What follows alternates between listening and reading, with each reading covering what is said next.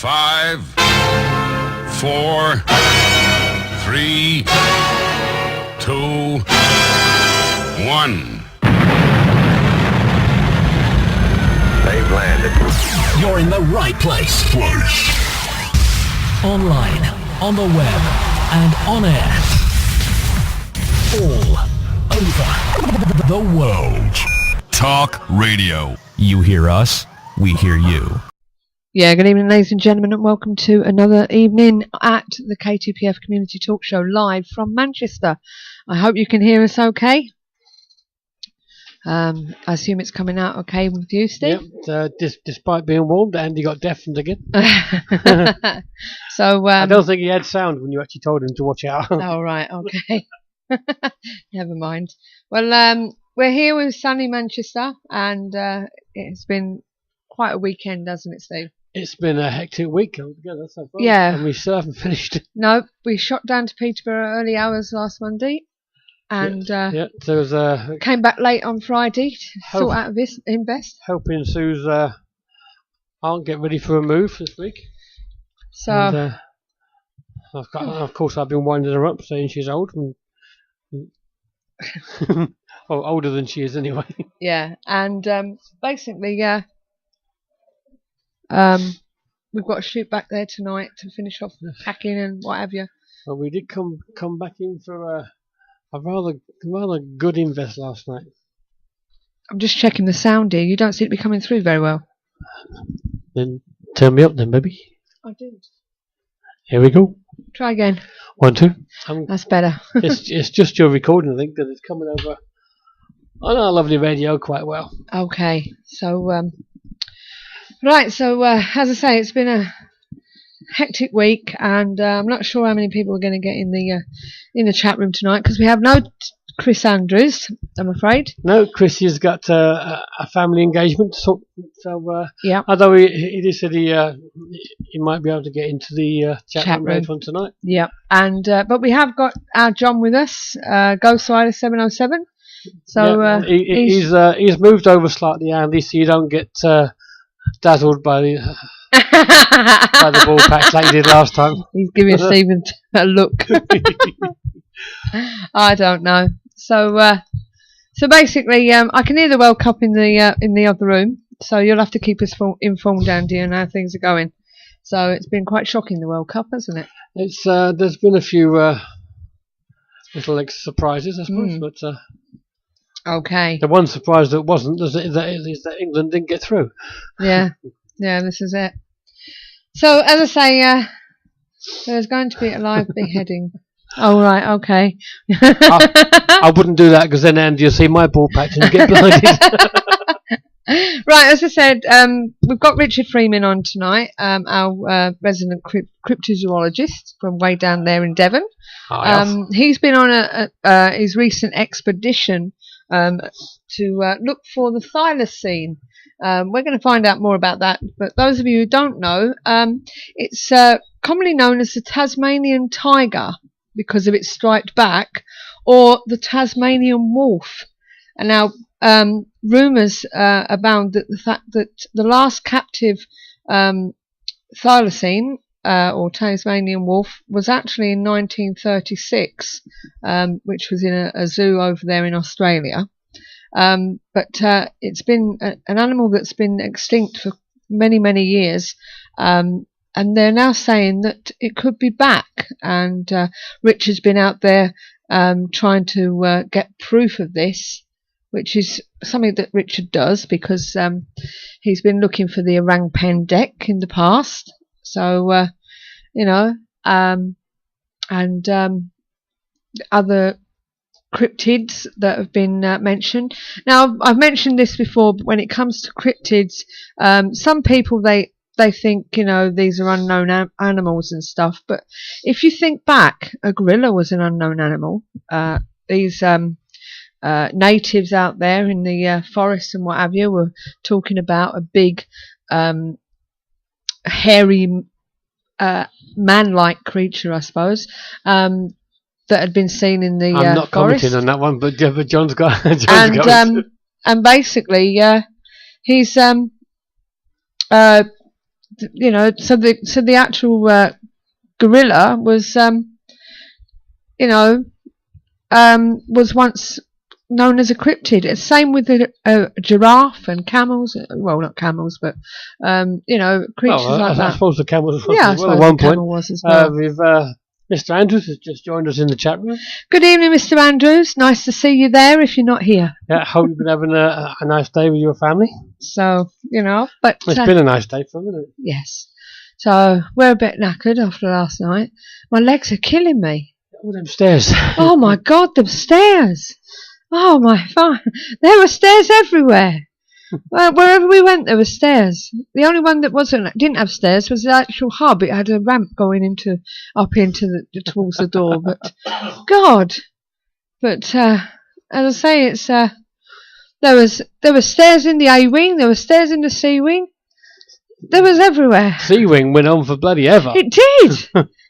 You've got the C wing, you go through this other door, you got the dormitories, went through this corridor, you got to the end, there was more stairs, you went through another door, there was more stairs. Oh my God, it was awful.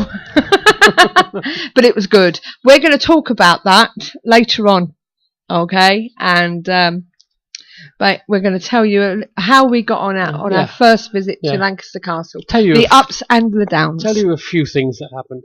Yeah, and it will be the ups and the downs, that the way things happen there. So don't forget, we've still got the paranormal events for you coming up a bit later on, and we'll be telling you what's happening between now and the end of the month. Yes. I have a few observations for you. Good, because that's where we're going next. And I've put them down so the links come first. Good. So over to you, Mr. Steve. Well, okay, just let me copy this link so I can get the first one in. There we go. Oh, pasted. And the first one is July 4th, Phantom. Last Friday evening, we were at the 4th of July 2014 fireworks at Fort Stewart, Georgia, writes Petra Brooks. We sat in a parking lot with a few other people, only a few hundred feet away from the Warriors Walk, which is a place around the parade field that has hundreds of trees, each planted for a fallen soldier. I was snapping pictures of my granddaughter running with two young boys, of the man in the light blue shirt, which you will see in the picture if you go to the link. The picture came out a little blurry because the kids were running and it was dusk, but when I went through to delete them, I came upon this shot. My daughter-in-law was right next to me watching me delete the shots, and I saw the figure. The same time I did, I cropped it down immediately, shared it with the gentleman in the light blue and a few other people with us in the parking lot. There was no one walking past or standing there when I took the shot. How can I find out if this is truly a spirit I have captured? The answer to your question there might be no way to prove absolutely that this is a spirit if you are quite certain that no one was passing at the time. However, then this becomes a very interesting picture. The intriguing aspects of the picture are that the figure, the phantom, looks more blurry than even the children who are running around. Also, a pose looks as though he's not even walking with his arms at his side. He looks like he's just standing there. If he was walking quickly by, it's possible that you didn't notice him, but if you're a real man just standing there, it seems that you or the others definitely would have seen him. If you just click on the link and it would take you to a bigger picture, but I'm sorry, to me it doesn't look right at all. More like a bad Photoshop, but tell me what you guys think when you have a look at it. Okay, what else? And here comes the second link. See, it's more difficult when Emma's not here, you see, because when she's here, she's reading, and I can be doing it while she's reading. So there we go. Giant salamander sighted in Kyoto, Japan. On the 4th of July, a normally nocturnal dog-sized giant salamander decided to take a walk along the Kamagawa River in downtown Kyoto, Japan. People were apparently so shocked by the sight of the rare creature that the police were summoned to the scene. There are only 3 species of giant salamander in the world: the North American hellbender, aka snot otter, devil dog, mud devil, grumpus, Allegheny alligator, mud dog, and the variant water newt, which grows to about 2 feet in length. The Japanese Osanoshu, giant pepperfish, because of the peppery smell they exude, which can be 5 feet long, and the Chinese giant salamander, which can reach 6 feet in length. The Osanoshu, I've probably still got that wrong, live in clear rivers and streams, have very poor eyesight, and hunt fish, frogs, and small animals using special sensory cells which cover their skin to detect minute vibrations in the water. Once collected for food, and now their habitat is under threat, the species is classified as near threatened by the International Union of Conservation of Nature. And there you go. Never seen a salamander that big. No. There's a little video on the site there for that one. Mm-hmm. It does make you wonder. Mm. And he says there's definitely something wrong with that photo that you just mentioned. Looks like it's been altered. It does, doesn't it? It looks like a very bad Photoshop to me. And Emma says Chris's computer has crashed. We will be back. Okay. Okie dokie. Oh, there's your next link. I am back, he says. Okay. There's a shadow entity caught on a man who set up a camera to film his sleep paralysis. Managed to capture something unexpected.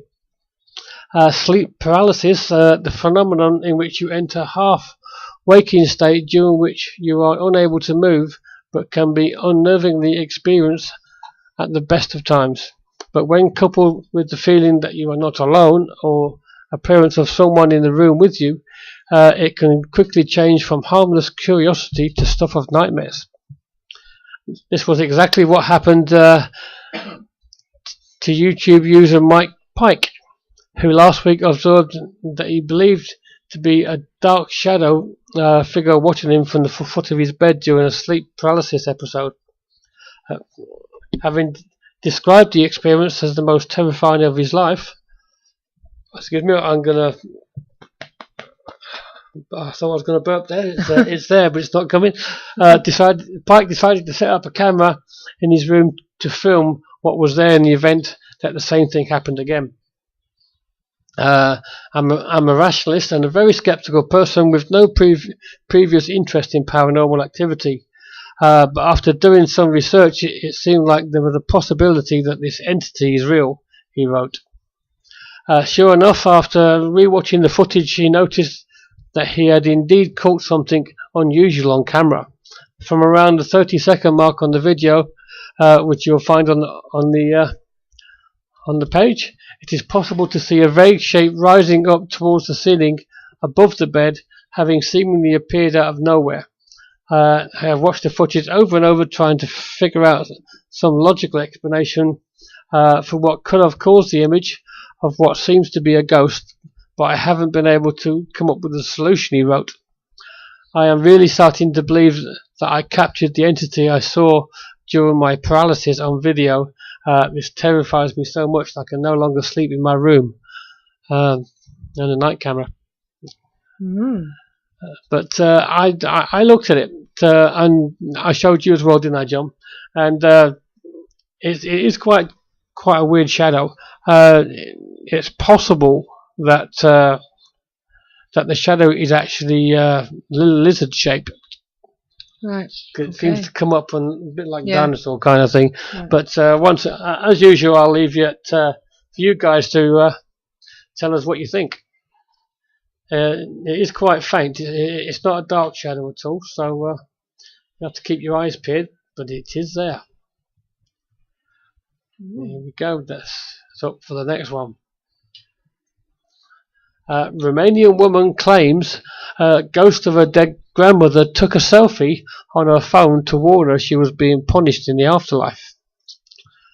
The churches are in Scurtesti in southeastern Romania have been packed after a local woman claimed that her dead grandmother's ghost had taken her mobile and used it to send a selfie from the other side. All right. When I switched the phone on, I was horrified to see my dead grandmother's face, said Gina Mihara. He's got the tongue twisters 34. again. She had looked like she had a snake around her neck, and the whole image looked as if it had been taken through a hole, like it had shot through a tear in the fabric that separates the living from the dead. I took it to a fortune teller who told me my grandmother was sending me a message from the other side. The snake around her neck was a symbol of the fact that she was being punished in the other life for some sin. It's not a pretty picture. By contacting us, she was telling us that if we were to pray for her, we would still be able to save her soul.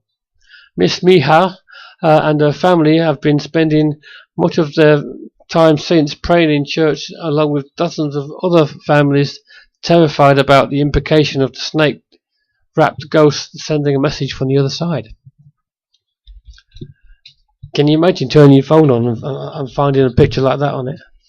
Well, Chris has said that he's looked at it and it looks very happy. Not happy, happy. Phone happy. Very phone happy. So, but it's surprising what people will believe. And the Viscount has just joined us, and he said ITC is a very interesting concept, so not inconceivable. So I'm assuming that's about that as well. So I'm assuming that's what it's about. Okay, it is one that Mr. Richard Freeman will be thinking about. This is our last one. Okay. DNA study shows Yeti is real, sort of, and Oxford scientist prepares an expedition to find it. Mm-hmm. An Oxford scientist has discovered the world's first verified DNA evidence that the Yeti exists, albeit not quite in the monstrous man-like form of legend. 2 hair samples taken from remote regions in the Himalayas have been found to show 100% genetic match to a prehistoric polar bear-like creature that existed more than 40,000 years ago. The extraordinary find suggests there are bears roaming the mountains range that have not been seen since the... Got another one. How the heck do I pronounce that? Pleistocene period. We'll go with that one, shall we? We can ask Richard later. Which experts say may well be a biological foundation of the Yeti legend. Brian Sykes, a geneticist from Oxford University, said that his research was proof enough to start planning an expedition to the Himalayas to capture a Yeti bear specimen alive. He told NBC News that his team's study published this week's issue of the journal Proceeding of the Royal Society B should encourage Bigfoot enthusiasts to go back out into the forest and get the real thing. Guys, that's capture, not kill it. And when you do, don't let no idiot bleeding scientist just decide to dissect it and find out everything else about it, because that would not be cool at all. No, it wouldn't. Well, there you go, guys. That's the observations for this week. So, what do you think? Well, Chris wants to know, he said, I wonder if they eat pear drops in the afterlife. So I don't know whether he's brought himself some. 1 second.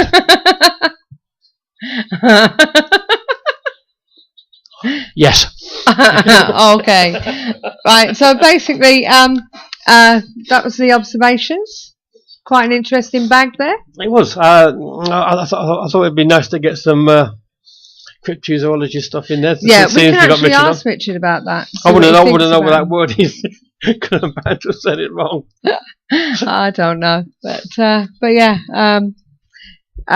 we can find out what his opinion of that is. What do you reckon, Steve? Yes, it'd be good. Yeah. Because he has actually had an experience, hasn't he, in the Himalayas? Yes. That something came in the cabin they were in. He actually something came right up to the door, didn't it? And then went again. So, which I believe he has mentioned on the show before. Yes. Chris says we've got to save him some. Don't worry, mate. Last week I actually went out and bought some on the Sunday for you, which I did today as well, before we found out that you had family commitments. So, but anyway. So we'll see you again soon, don't worry. Yeah. Right, so we're going to be talking to Richard soon and finding out a bit more about this thylacine, which it does intrigue me about these animals. You know, the trouble is with man, I suppose, for want of a better word, when it comes to animals, things do get extinct in that. But it'd be nice to see them coming back. Mainly because we want to eat everything. Yeah, I know, that's the problem, isn't it? And and that is fine. As long as we're eating what we kill. But it's been said many times, but man is the only thing that kills for the sake of it. Yeah, this is it. We kill for trophy, and not because we want to eat whatever we're shooting. Yeah, yeah. No. So as I said to people, we are talking cryptozoology tonight, but we will be coming back to the paranormal because we're going to let you know about last night's activity at Lancaster Castle, our opinions of it, etc., and what went on and what we thought of the place and the highs and lows. So all good fun, but yeah, we got through it. We did. I would like to state right up front that it's the first time that I've ever been to what's a new venue for me, and had that much activity on the first night. Yeah, so we'll be telling you more about that in a wee while. One thing I will say, don't forget, live stream has a will of its own, so if it does decide to go off at any time, please bear with us, and we will get back to you, or you come back to us, because sometimes it just sort of goes off now and again, which just needs refreshing, so please bear with us. And don't forget, if you have any questions at all, whether it be for Richard or for us, you can type it there in the chat room, or you can ring us on the number that's scrolling along the bottom of the picture there, or you can Skype us. Yeah, okay. The Paranormal Intelligence Gathering Services Ghost Store is a one-stop shop for all of your ghost hunting gadgetry needs. Run by ghost hunters for ghost hunters, the shop is filled with all of the latest in investigation equipment, shipped in from all around the world, from high-quality digital dictaphones to EMF pumps, infrared illuminators to laser grid pens, CCTV equipment to data loggers. All of our equipment has already been imported, so you can buy it safe in the knowledge that there will be no hidden costs. And with our postage promise, you'll never pay more than the actual postage price. So visit www.the-pigs.co.uk/ghost store. Yeah, that was a word from our friends down there in East Sussex known as the Pigs. Have you got any drinks left?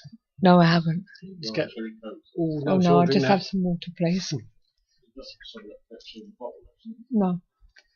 No, she drank it all. Right, okay, we're going to call Richard and get him on the Skype and find out what's gone on. So please bear with us. Here we go.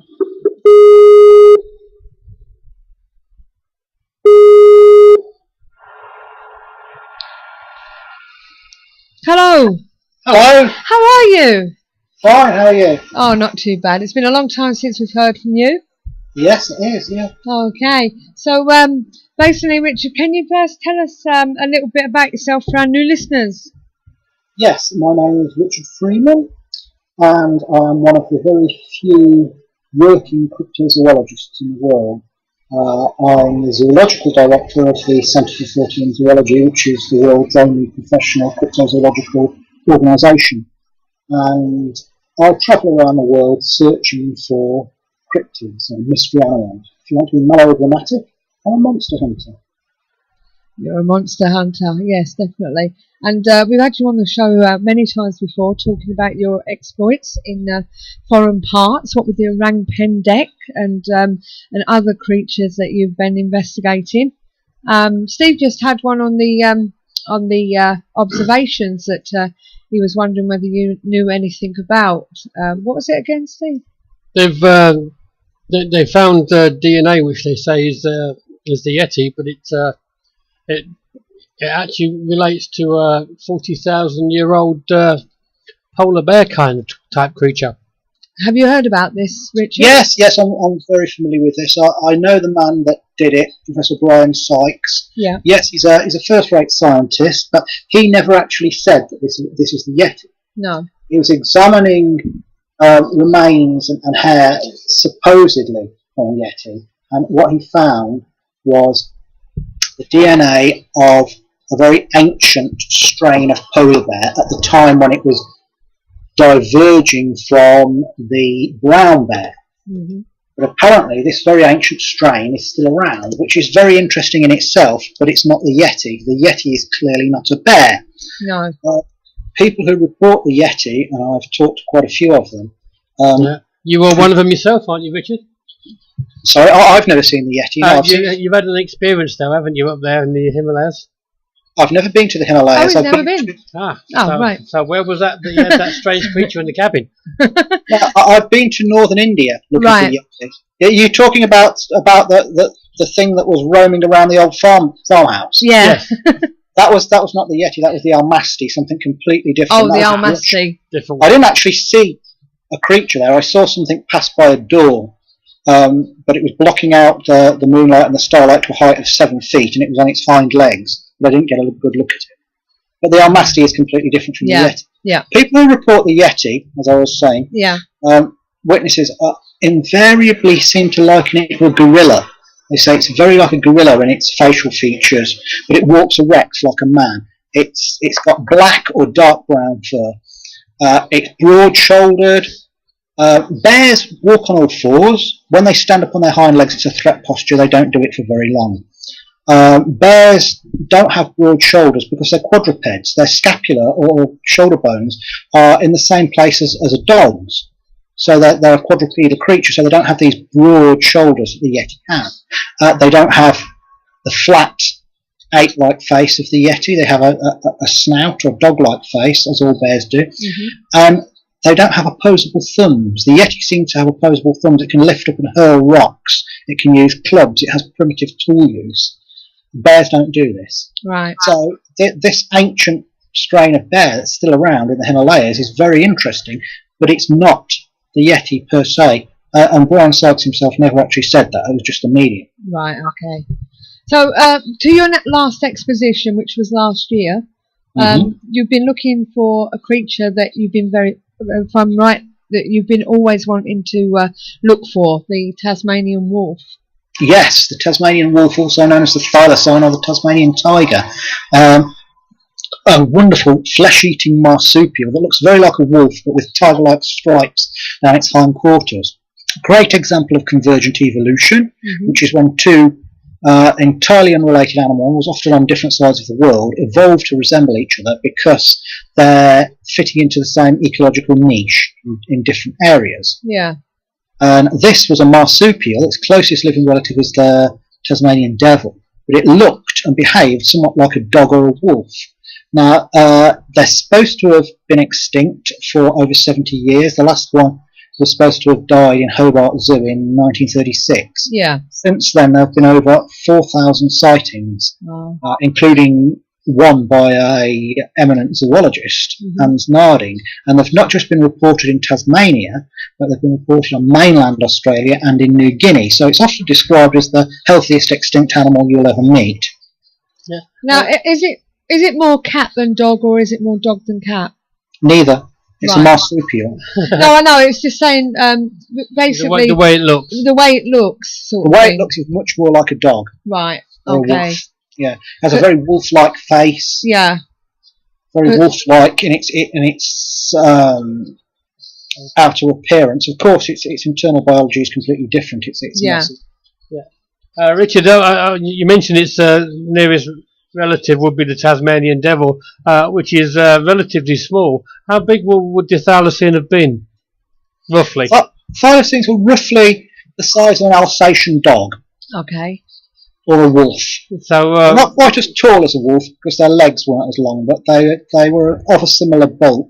I believe the largest one ever measured was 9 feet long, but that was incredibly large. Most of them were in the region of 5 or 6 feet long. Yeah. Were they solid like a wolf, or were they more cat-like in the way they moved? More tigerish. Neither really. They didn't run as fast as wolves do, but they had greater stamina. So it was thought that they would chase their prey until it was exhausted. They also had a very powerful bite, much more powerful than a dog's. Yeah. So it may be that they were actually ambush hunters, so they wouldn't have had to have run too fast. They would ambush their prey, bite it, and the prey would die of shock and blood loss. Yeah, you mentioned that it's marsupial. Does that mean it would rear its young a bit like a kangaroo, or would it be more like the Tasmanian devil? Well, the Tasmanian devil and the kangaroo raise their young in very similar ways. They both have pouches. Yeah. The marsupials don't have a womb like placental mammals. When they give birth, the baby is like a fetus. It's very underdeveloped. It's about the size of a grain of rice, and incredibly, it will crawl on its own from the mother's sexual opening. It will crawl and go all the way around into the pouch and attach itself to the teat there and begin to suckle and develop in the pouch, which is amazing. Yeah. Tasmanian devils and kangaroos both raise their young like that in pouches. So whereabouts in Australia were you? I was in Tasmania, which is the large island underneath mainland Australia. It's the only island state in Australia. Right, and what exactly happened there? Tell us about the expedition, what it was like, and how you were coping in the forest or wherever you were. Well, you expect Australia to be hot, but Tasmania's got a climate very like Britain. We went in there spring, but it was still rotten weather, throwing it down a lot of the time. And Tasmania is about the size of Ireland, but it has a population of less than 500,000, most of whom live in Hobart and Launceston, the two major conurbations. Once you're out of the cities, the villages are very tiny, the towns are very tiny, and then there are just masses and masses and masses of wilderness where nobody goes. Now, we were only out there for a couple of weeks. Yeah. We set up baited camera traps, and we managed to film and photograph Tasmanian devils, quolls, which are cat-like marsupial predators, wallabies, all sorts of things, and we saw wombats, echidnas, many animals, but unfortunately not the Tasmanian wolf. However, we spoke to a number of people that have seen it, one of whom was a government licensed shooter who goes out and keeps the numbers of wallabies down. And he knows the outback in Tasmania like the back of his hand. And he's seen the thylacine twice. On both occasions, he saw it running across the road in front of his car, and he got a good look at it as it disappeared. Another guy ran a market garden in the north of Australia, and he had seen one whilst he was driving down to Hobart. Once again, he saw it run across the road, and he had his wife with him, and there was another car which stopped and saw the animal as well, which was full of witnesses, and they saw it run across the road once again. So most of these sightings happen at night when the animal runs across the road in front of a car. But we also spoke to a wildlife ranger out there, and he had said he'd heard the thylacine's very distinctive yapping call. It has it makes a yap that's in three parts, a sort of three-part high-pitched yap. It's unlike anything else in Tasmania. Would that be a bit like the African wild dogs? Not really, no. I mean, no. The yapping sound. The yapping sound is on about. No. Not particularly, no. Okay.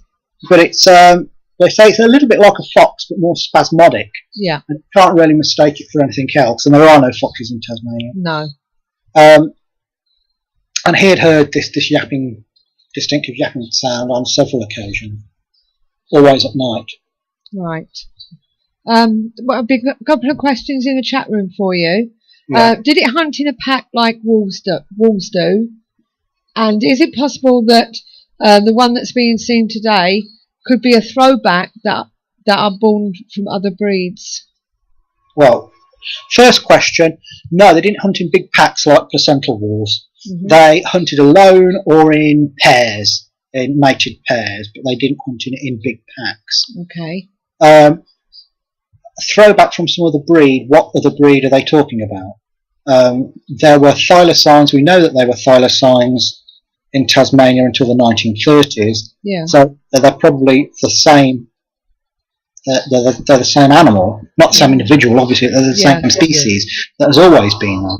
Yeah, but obviously, if it had interbred with another animal, you may have a throwback. It can't interbreed with another animal. Right. There's nothing closely related enough. Okay. So that answers their question. That's them done. Okay, well, carry on and tell us about this expo.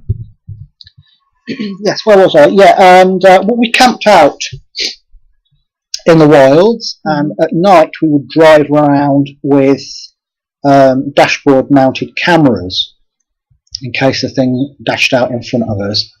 We went out in the daytime on foot looking for tracks and possible droppings. We found some droppings and sent them off to be analysed at Copenhagen University, but they turned out to be from a Tasmanian devil. But they were very big, that's why we thought they could have been from a Tasmanian wolf. I'm heading back out there in February next year for another expedition. I've been back to Sumatra now 5 times on the track of the Orang Pendek, and I'm hoping to do a similar project with the Thylacine, going back again and again and getting more evidence and trying to actually see the thing and get it on film. Yeah, Richard, what news of the Orang Pendek? One of our team members is actually out there now in Sumatra. So, sorry, who's out there in Sumatra? A friend of ours. One of our team members is gone out there to with an expedition. I think he's gone with that Adam guy. Yeah, he's gone out with Adam. Adam Davis? Yes. Yeah. Adam Davis is in, as far as I know, he's in Britain at the minute. All right. I know he went out there with somebody. He's a friend of Adam's, and I know he's actually in Sumatra at the present time. Oh, how wonderful! Oh, best of luck to them. But as I say, the going back to the Tasmanian wolf. Now there's it's been said that back in the day, in the mid 1800s, there was a bounty on this for the landowners to kill them. Is this where the extinction comes from? Because we were just saying before the show that when it comes to species and extinction, man is more the culprit, isn't it? Oh, absolutely, yeah. There were several bounties put on it over the years. Yeah. And well over 1,000 of them were killed. But that alone wouldn't have accounted for their extinction. There seemed to have been a population crash around about 1905. It seems that there was some sort of disease similar to distemper that went through the population. Right. So there was a population crash. They remained very rare, but not extinct. And I think they've come back from this bottleneck, if you like. Yeah. And they're now beginning to repopulate. It's known through genetic studies that the closest living relative, the Tasmanian devil, which is much smaller and more badger-like than the Tasmanian wolf, it's known that they only need 25 individuals to make a population. Right. And is it true to the story that one was found to be accidentally killed back in 1961? There have been rumours of thylacines captured and killed later than their official extinction date, although it's never been proven. But it wouldn't surprise me. Right. And was there a comprehensive search back in the 1980s before you went? Is that the last one before you went out with your expedition?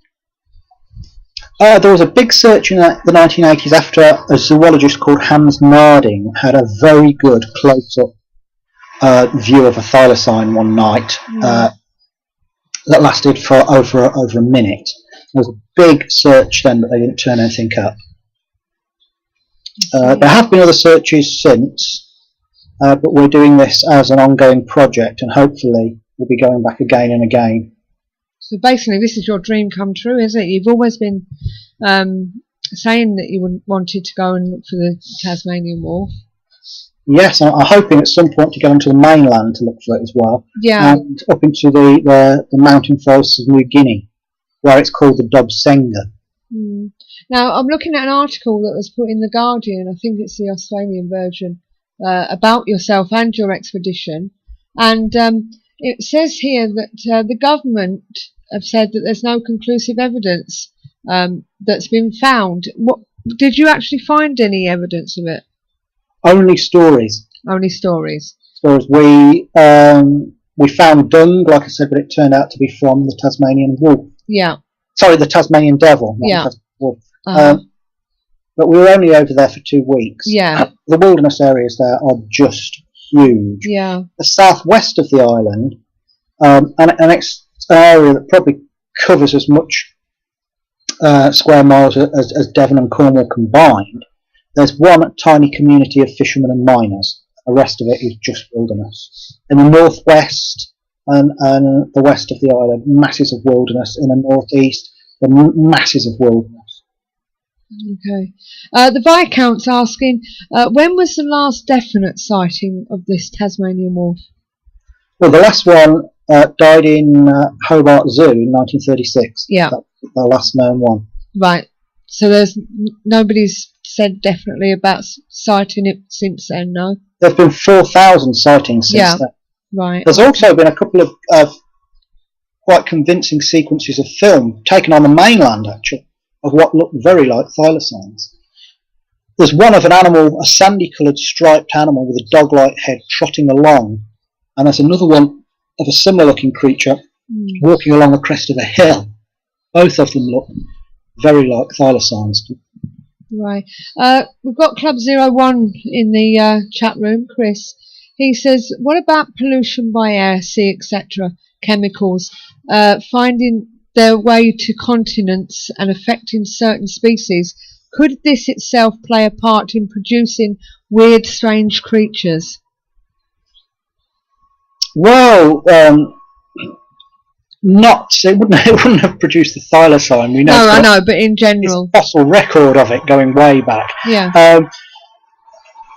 Certain chemicals will cause animals to mutate or to, but usually they cause them to die. One of the most sensitive group of animals to pollution are amphibians, frogs, toads, newts, salamanders, and they will often die out because of pollution. Whole populations will die out. And the thing that's really hitting them at the minute is a kind of fungus which affects the skin, because a lot of amphibians will breathe through their skin, and this affects their skin and stops them from breathing properly, causes lesions in the skin, causes them to die, and a number of species have become extinct from this already. And this fungus is started to appear all over the world, this fungal infection, and it's spreading like wildfire. So I'm just reading here that there's a reward to find a thylacine. Is that still going? I think the government clamped down on it. Did they? I believe it was withdrawn, right, because they didn't want the animals harming. Right. And we don't go over there to try and catch it. No. We go over there to try and film it. Yes. And get samples like dung or hair. Yeah. Like that. Well, that's not what the zoology CFZ is all about, is it? It's basically trying to see whether these reports of extinct animals or weird animals that are being sighted are actually true, but not for capture, isn't it? Yeah. Yeah. I mean, the exception was the Mongolian death worm, because it's quite small. Yeah. We could capture it if we found one. I could capture it because I've handled reptiles. We could capture it and bring it back to Ulaanbaatar alive and unharmed. Ulaanbaatar is the capital of Mongolia, so it could be studied and then re-released. Right. Yeah, Ghost Riders has asked, it would be nice if we could do what we did with Dolly the sheep and bring extinct animals back. Would you agree with that? Well, the technology isn't quite there yet. No. There's been a project to look into cloning thylacines, because some thylacine specimens are preserved in alcohol rather than formaldehyde. Alcohol will preserve DNA, formaldehyde destroys it. But the technology isn't quite there yet. It may be in the future. We may be able to do it in the future. But in the case of the thylacine, I think they're still out there. They're not extinct. They're just elusive. But we may be able to use it for other things. It's a very interesting project called the Quagga Project. It's not quite the same, but it's along the same lines. The quagga was a type of zebra that lived in South Africa, in the deserts of South Africa, and it wasn't as heavily striped as other zebras. It was only striped along about 50% of the body, and the rest of it was sort of brownish colour. They were hunted to extinction a long time ago, and a few years back some quagga DNA was being studied. It was actually from a preserved foal, and a bit of flesh was attached to the skin of this foal. And it was found that the quagga wasn't really an individual species. It was just a subspecies of a known species of zebra. So what they did was to get specimens of this known species of zebra and breed them for quagga-like markings. And they're trying to rebreed the quagga from this zebra that it was a subspecies of. I see. So it's not the same as cloning. No. But it's trying to bring back the characteristics of the quagga. Yeah. It's like selective breeding to speed up evolution, if you will. The way we've bred dogs to look, I mean, dogs were originally wolves, we've bred them to look like all sorts of things. Yeah. But we're doing. There's a project going ahead in South Africa to recreate the quagga. We've got Tag One in the chat room, and he's put something down, and I hope I can pronounce this. The coelacanth, is that right? Oh, the coelacanth. Coelacanth was extinct for so long, yet was found in numbers just because we don't see them every day. It doesn't mean. You know, he was saying about that. The coelacanth was a fish known from the fossil record. Right. And for a long time it was thought that they died out at the end of the Cretaceous period because there was nothing in the fossil record. Right. Then in the 1930s and again in the 1950s they were caught alive off South Africa and Madagascar. And then a second species turned up more recently in Indonesia. And then it was found that they were turning up in the fossil record as well post 65 million years ago. Wow. But that was a prehistoric animal. Yeah. Thought was extinct. But it turned out not to be. But in some ways it's a bit of a red herring, if you'll excuse the pun, because it lives in the deep sea. Yeah. And it's not something you're going to see very often at all. It just turned up once in a blue moon in fishermen's nets. Yeah. Yeah, that's the thing with the ocean and that. There could be anything down there that we haven't even touched on yet. Which is where land is a bit more feasible for us, isn't it? Yeah. So, but as I say, the last time we actually spoke to you, you hadn't long come back for your Orang Pendek expedition, and I remember you were saying something about that you found, was it some fur or something that you was getting tested? We found hair. It turned out to be the hair from a gibbon. Right. Okay. We did find handprints and footprints. We cast a footprint. We could only cast the one footprint because we didn't have enough plaster of Paris with us. Right. Which is a lesson. We'll take more next time. I tested it before I went to see how much I'd need to make several casts. Tested it in my back garden. Yeah. How much I'd need, but I wasn't factoring in how porous and damp the jungle soil is. So it takes much more plaster of Paris to get a solid print up in the cool, damp cloud forests of the world. So we found more tracks and more handprints than we've ever found before. We interviewed more witnesses than we've ever interviewed before, and we heard it calling. Yeah. Tag 1 goes on to say that is the point. We don't know enough about our planet and still don't know what it holds.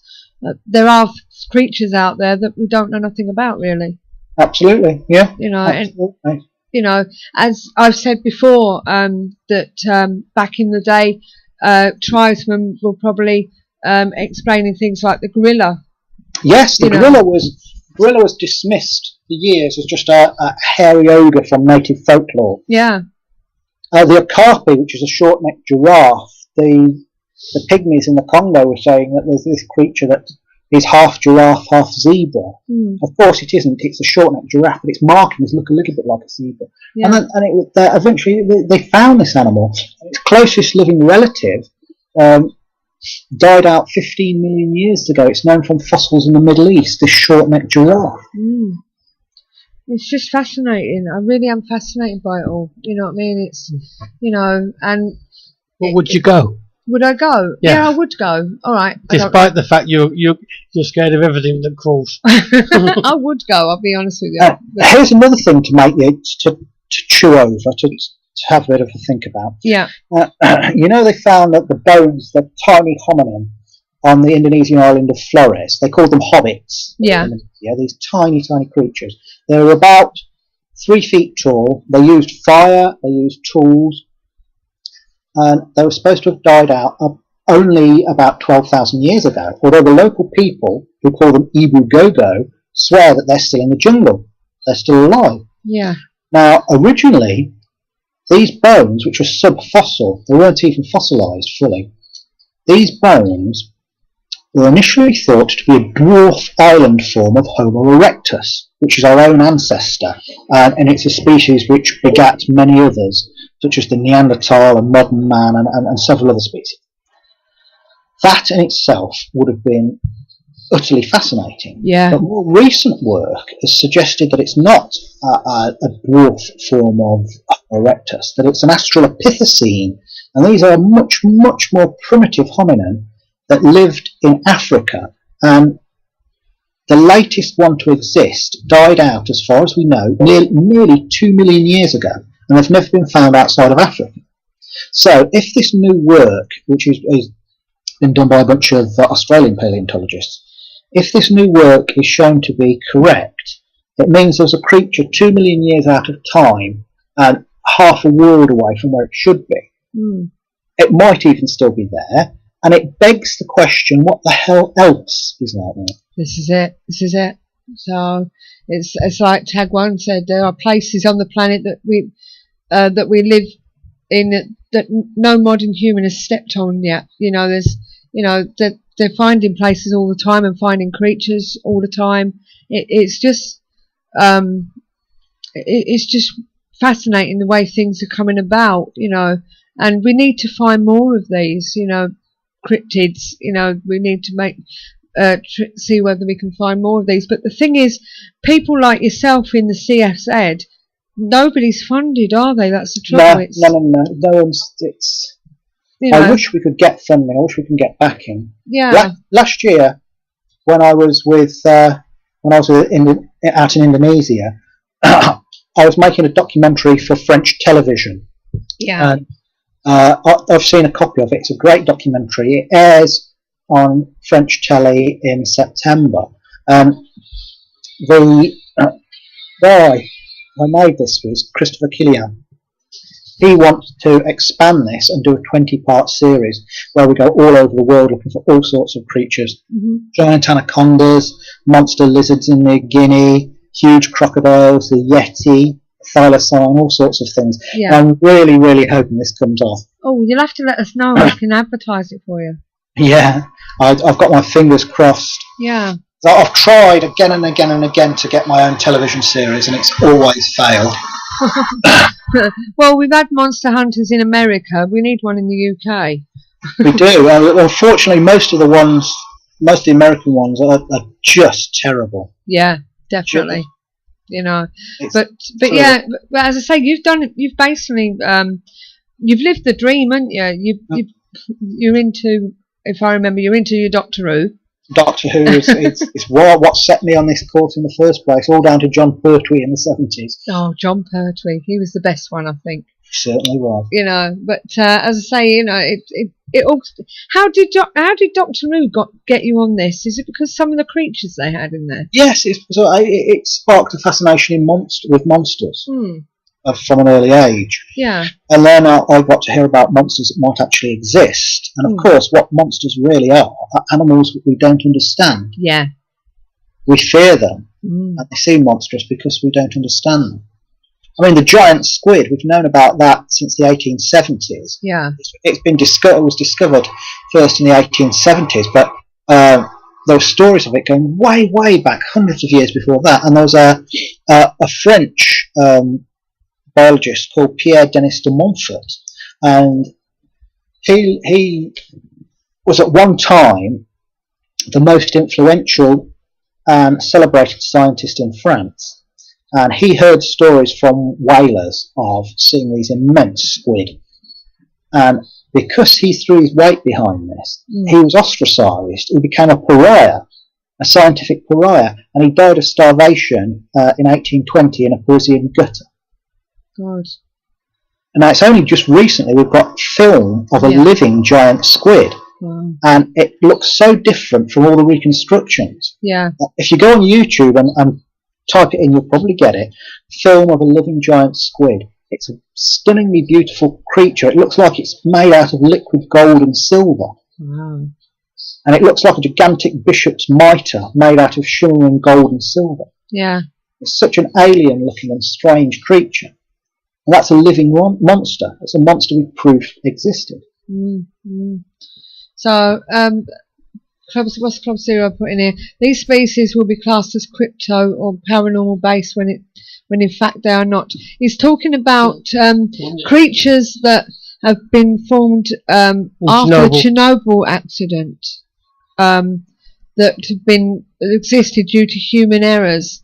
Many we have yet to come across. Well, Chernobyl actually was a big disaster for human beings.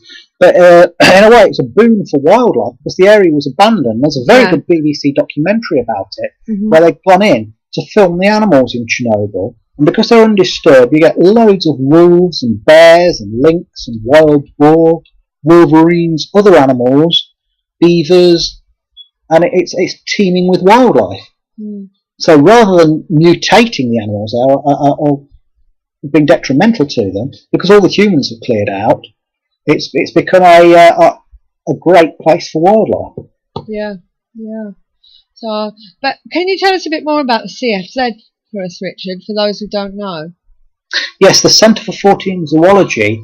It's been going for over 20 years now, and it was first set up by a guy called John Downes, who is still the director of the Centre for Fortean Zoology. Yeah. And it's the only organisation of its kind in the world in that we are professional cryptozoologists. We don't do this isn't a hobby. We do this professionally. We go off, look for these creatures, we write books about them. Yeah. We publish a magazine called Animals and Men, which isn't as rude as it sounds. And also we've got a CFZ Press, a publishing arm, which publishes books on cryptozoology and has recently expanded out into other areas of Forteana as well. So there's nobody quite like us in the world, and we do a monthly magazine program on the track, which you can find on YouTube. We put one up once a month. Yeah. I do like John. Bit of a character he is. I liken him to a bit like the Bigfoot. Most people say he looks a bit like Hagrid from Harry Potter. Oh yeah, that's true. Yeah, he does a bit. Yeah. And you got the Weird Weekend coming on this month. This year. Yes, the Weird Weekend, which is the third weekend in August. Yeah, and it's the largest Fortean gathering this year in Britain. We've got speakers from all over the place, and it's going to be held in a small school in Hartland in North Devon. Yeah. We have amongst the speakers, we've got Richard Corns, who's been into the forbidden land of Burma in search of the pink-headed duck, a duck that is supposed to be extinct but may still be hanging on the more remote areas of Burma. It's just one of the talks. I'll be talking about my Thylacine expedition. Right. And there's many other speakers on all sorts of strange and wonderful topics. Yeah. Now, we're not just talking about monsters, are we? Because we've got Richard Thorns, is it? That he's looking for his pink-headed duck. Yeah. You know, all sorts of things, isn't it? Yeah, a cryptid doesn't have to be monstrous. No. A cryptid is any animal that's unknown to science. Yeah. There's a type of large earwig on St. Helena. It's known to science, but it's thought to be extinct. Some people might think that it might still be around on this tiny little island in the Atlantic Ocean, St. Helena. It's where they sent Napoleon. Yeah. And that is just as much as a cryptid as a sea serpent is. Yes. Or definitely. a giant anaconda. Yeah. Now, the Viscount's asking, surely if there are studying animals that are known to be extinct, then government funding in some form or another must be available, and if not, why not? Well, it's not. I wish it was. Yeah. You would have thought, you know... standard science can't get enough funding. No. Let alone a branch like cryptozoology. Yeah. I mean, my old mate Nick Redfern, who lives in America now, is originally a Brummie. He lives in Texas now. Mm. He got, for a while, he was funded to do, by a millionaire, was funding him to do research into supposed UFO crashes. Mm. And he was going through all this literature and going to all the libraries, visiting these places. It's not a subject that interests me at all, but I wish I could get somebody to fund me, like a millionaire, or Rich Pearson, to fund the CFZ for a series of expeditions. Because if you put enough money into this, enough time into this, you'll get results. I mean, I've made this analogy on this show before, I know. Yes. But the snow leopard, it's an animal we're all very familiar with. It took scientists about 6 or 7 years before they could actually film one live in the wild. Mm. And that was being out in the Himalayas for months and months and months on end. Yeah. Well, it's astonishing, really. And it really should be something that should be funding. I know people cry that they've not got the money, but this sort of thing, I think, you know, for... when you see the nonsense, the garbage that's television, reality television, here, there and everywhere, the umpteenth cookery show, the umpteenth show about buying and selling houses. Yeah. It seems that there's no subject too banal for them to make a show out of. Mm. Well, so we can be having shows that are actually educational and entertaining. Entertaining, yeah. You know, it is. Unfortunately, it's the minor channels that tend to do that. Yeah. And they haven't got the big expenses to do what most of us want. Yeah. Well, even if we didn't find the target species, we'd be going to places where cameras have never gone before in a lot of cases. Yeah. I can't remember what the program was, but there were several different experts. They went out somewhere on some ridge, and they found loads of new species and everything. I can't remember what it was called. One when they went to New Guinea and one when they went to Borneo. Yeah, I'm not sure which it was. And I know you had the bug guy there catching all these moths and stuff. Yes, and yeah. I can't remember what the gentleman's name was, but he's a bit of a character. Mm. Yeah, now, they were out there. I would love something like that. I would love to get the funding or the backing to do a major series where we go, and it couldn't be done quickly. You would go to these places and you'd spend a decent amount of time there, not just a few days, not just a couple of weeks. You'd do an in-depth search on each episode, so it would probably take years to make. Yeah, it could be so good. I'm hoping this is what's going to happen with. Well, I'm rooting for you, Richard. In France. I'm definitely rooting for it. So it would be good. And as I say, you know, we need people like you to keep up the good work. I know that money's a bit tight for everyone now, and but it would be good because expeditions, they actually cost a lot of money, don't they? They do. I mean, it differs from place to place where you're going. Yeah.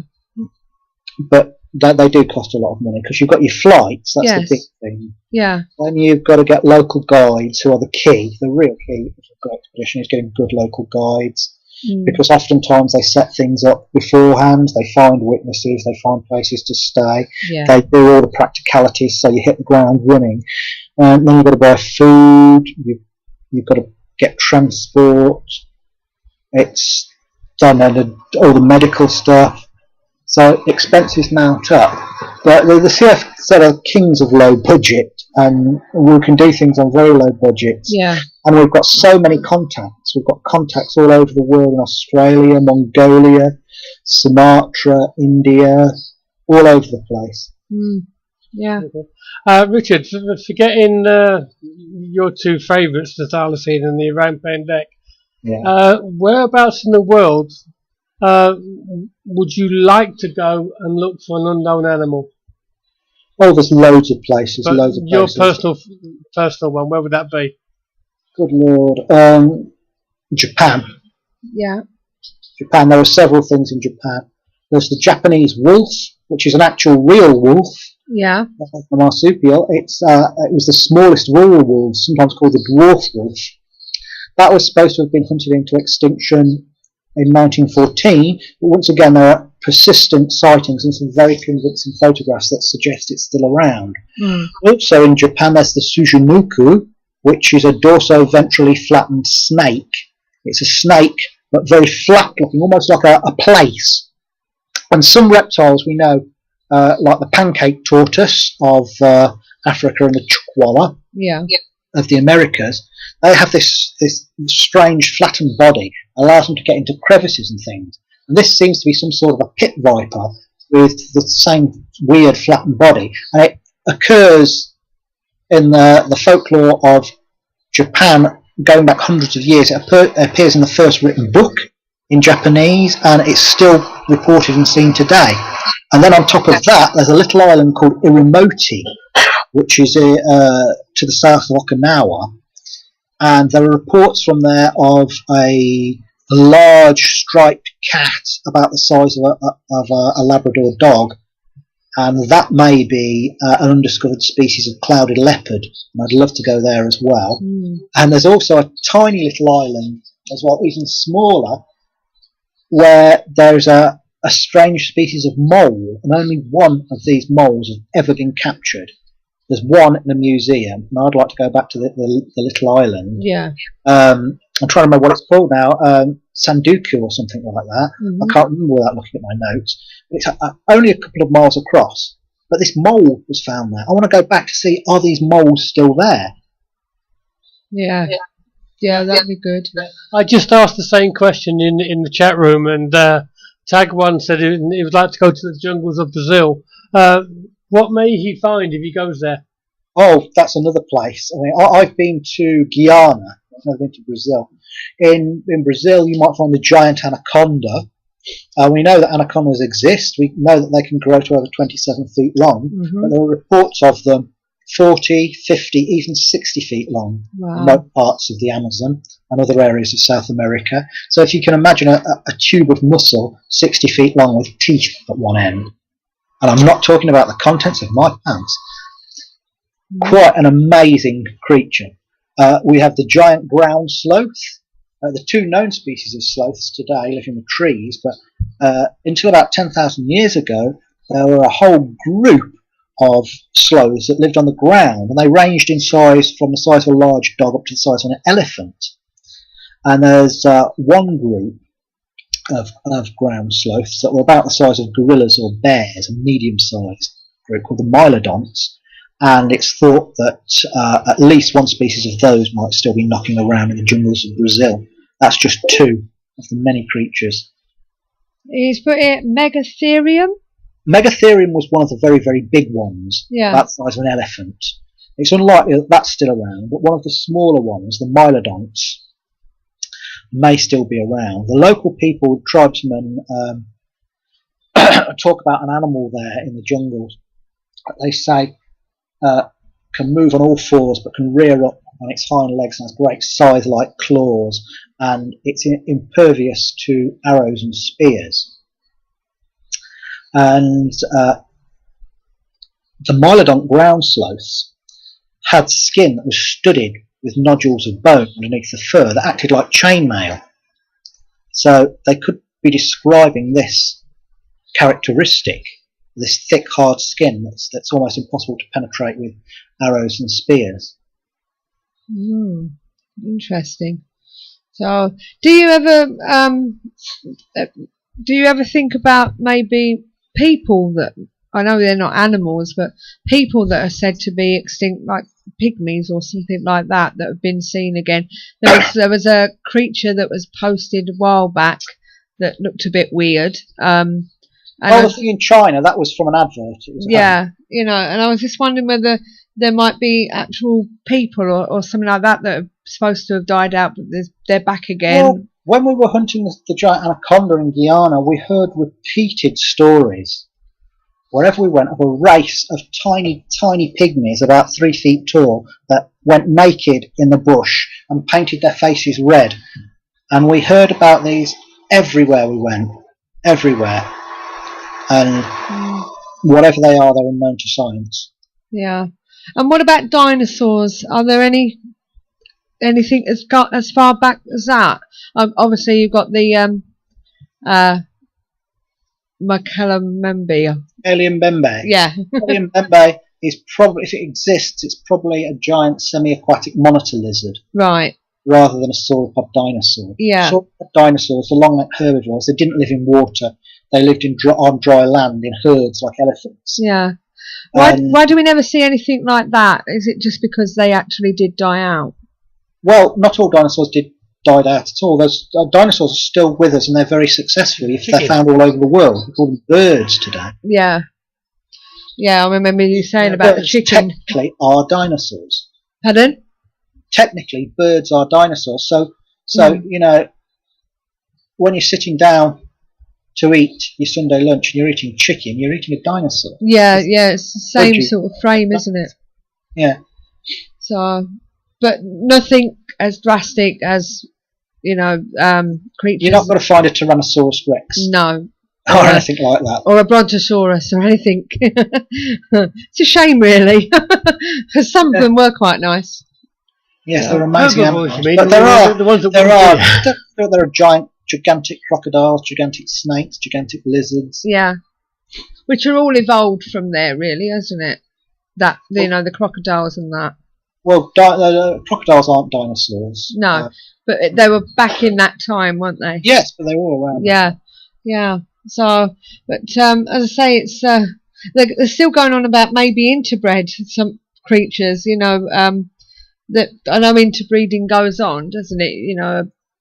If you're lucky, a fox will probably go. Two separate species will not, in the wild, usually interbreed. In captivity, they have crossbred different species, but they're all closely related. Right. Like they're crossbred lions and tigers. Mm-hmm. They've crossbred the saltwater crocodile with the Siamese crocodile. Right. But you can't crossbreed distantly related animals. Right, so it's a bit like in the dog world where they're doing like labradoodles and stuff like that, and trying to make weird species. But you'd never get a dog and a cat. No, you're never getting a dog and a cat because they're not the same species. That's what you say. Yeah, but the dog would have too much class to want to have anything to do with the cat. Yeah. So, but it is an interesting subject, I must admit, and I am fascinated by certain things that I have come into the world, like the gorilla, etc., and the possibility of extinct animals being found. So I do like your stories when you tell us about them and the possibility that they are around, and also unknown animals that we never knew of before, so it is a very fascinating subject, and all credit to you for going out and doing this sort of thing. But the Viscount's asked a very interesting question here.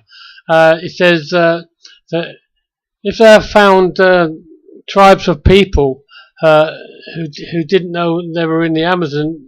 Is it conceivable that there are species of human that are still on the planet? I think what he means is older species of us. Yeah, well, yes. Now, at one time there were many different types of the genus Homo around at the same time. There were modern man, there were the Neanderthals, there was Homo floresiensis, although that's looking like an Australopithecine now. Yeah. There was the Denisovans, which are the ones that were recently discovered from a cave in Siberia, and they're totally different from Neanderthals, totally different from us, and they're only known from a handful of bones. So it's not impossible that something else has survived. Now, I was talking about the Almasti earlier on. Yeah. It's different from the Yeti. It's much more man-like. It's smaller than the classic Yeti, but it's still bigger than a modern man.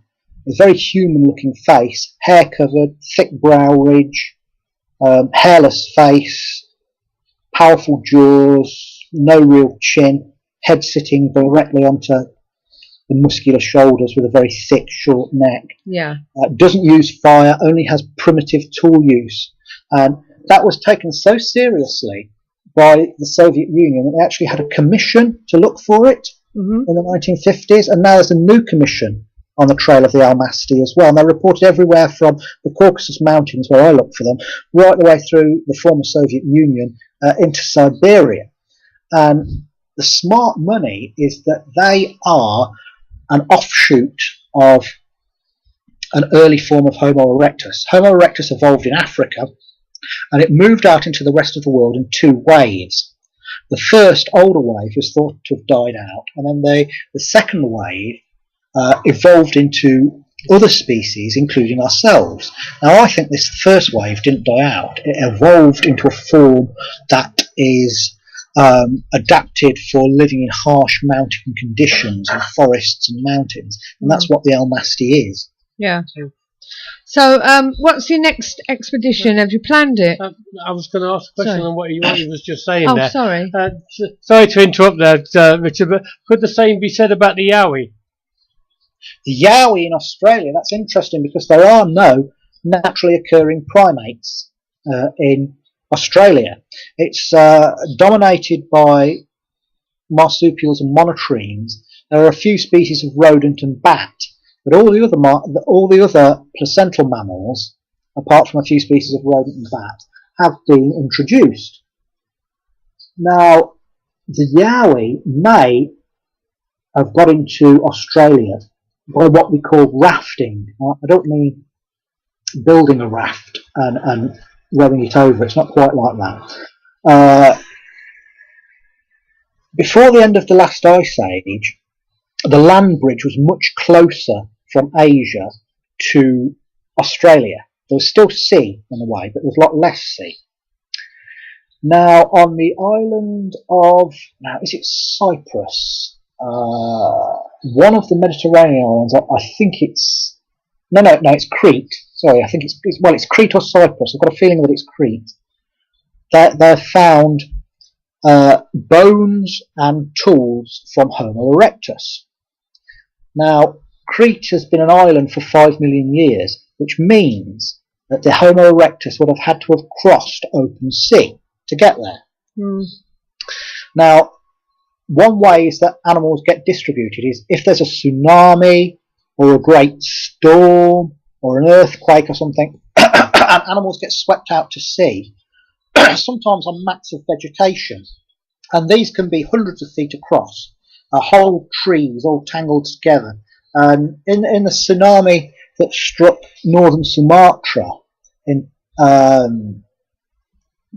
2004, there were cases of people on these huge mats of vegetation that were swept out to sea that lived for over a week on them, surviving on rainwater and fruit and coconuts that were on there. And we know that animals get distributed like this as well. So it's not impossible that the Homo erectus on Crete were swept there by some cataclysm.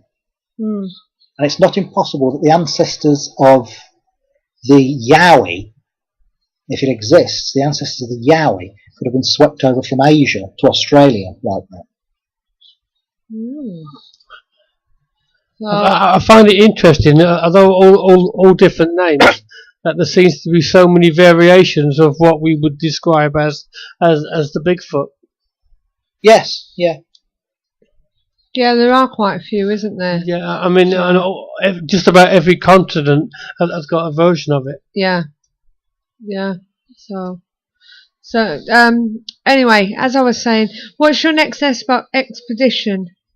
The next one that's in the planning stage at the minute is a return to Tasmania to look for the Thylacine, which is going to be in late February next year. Okay.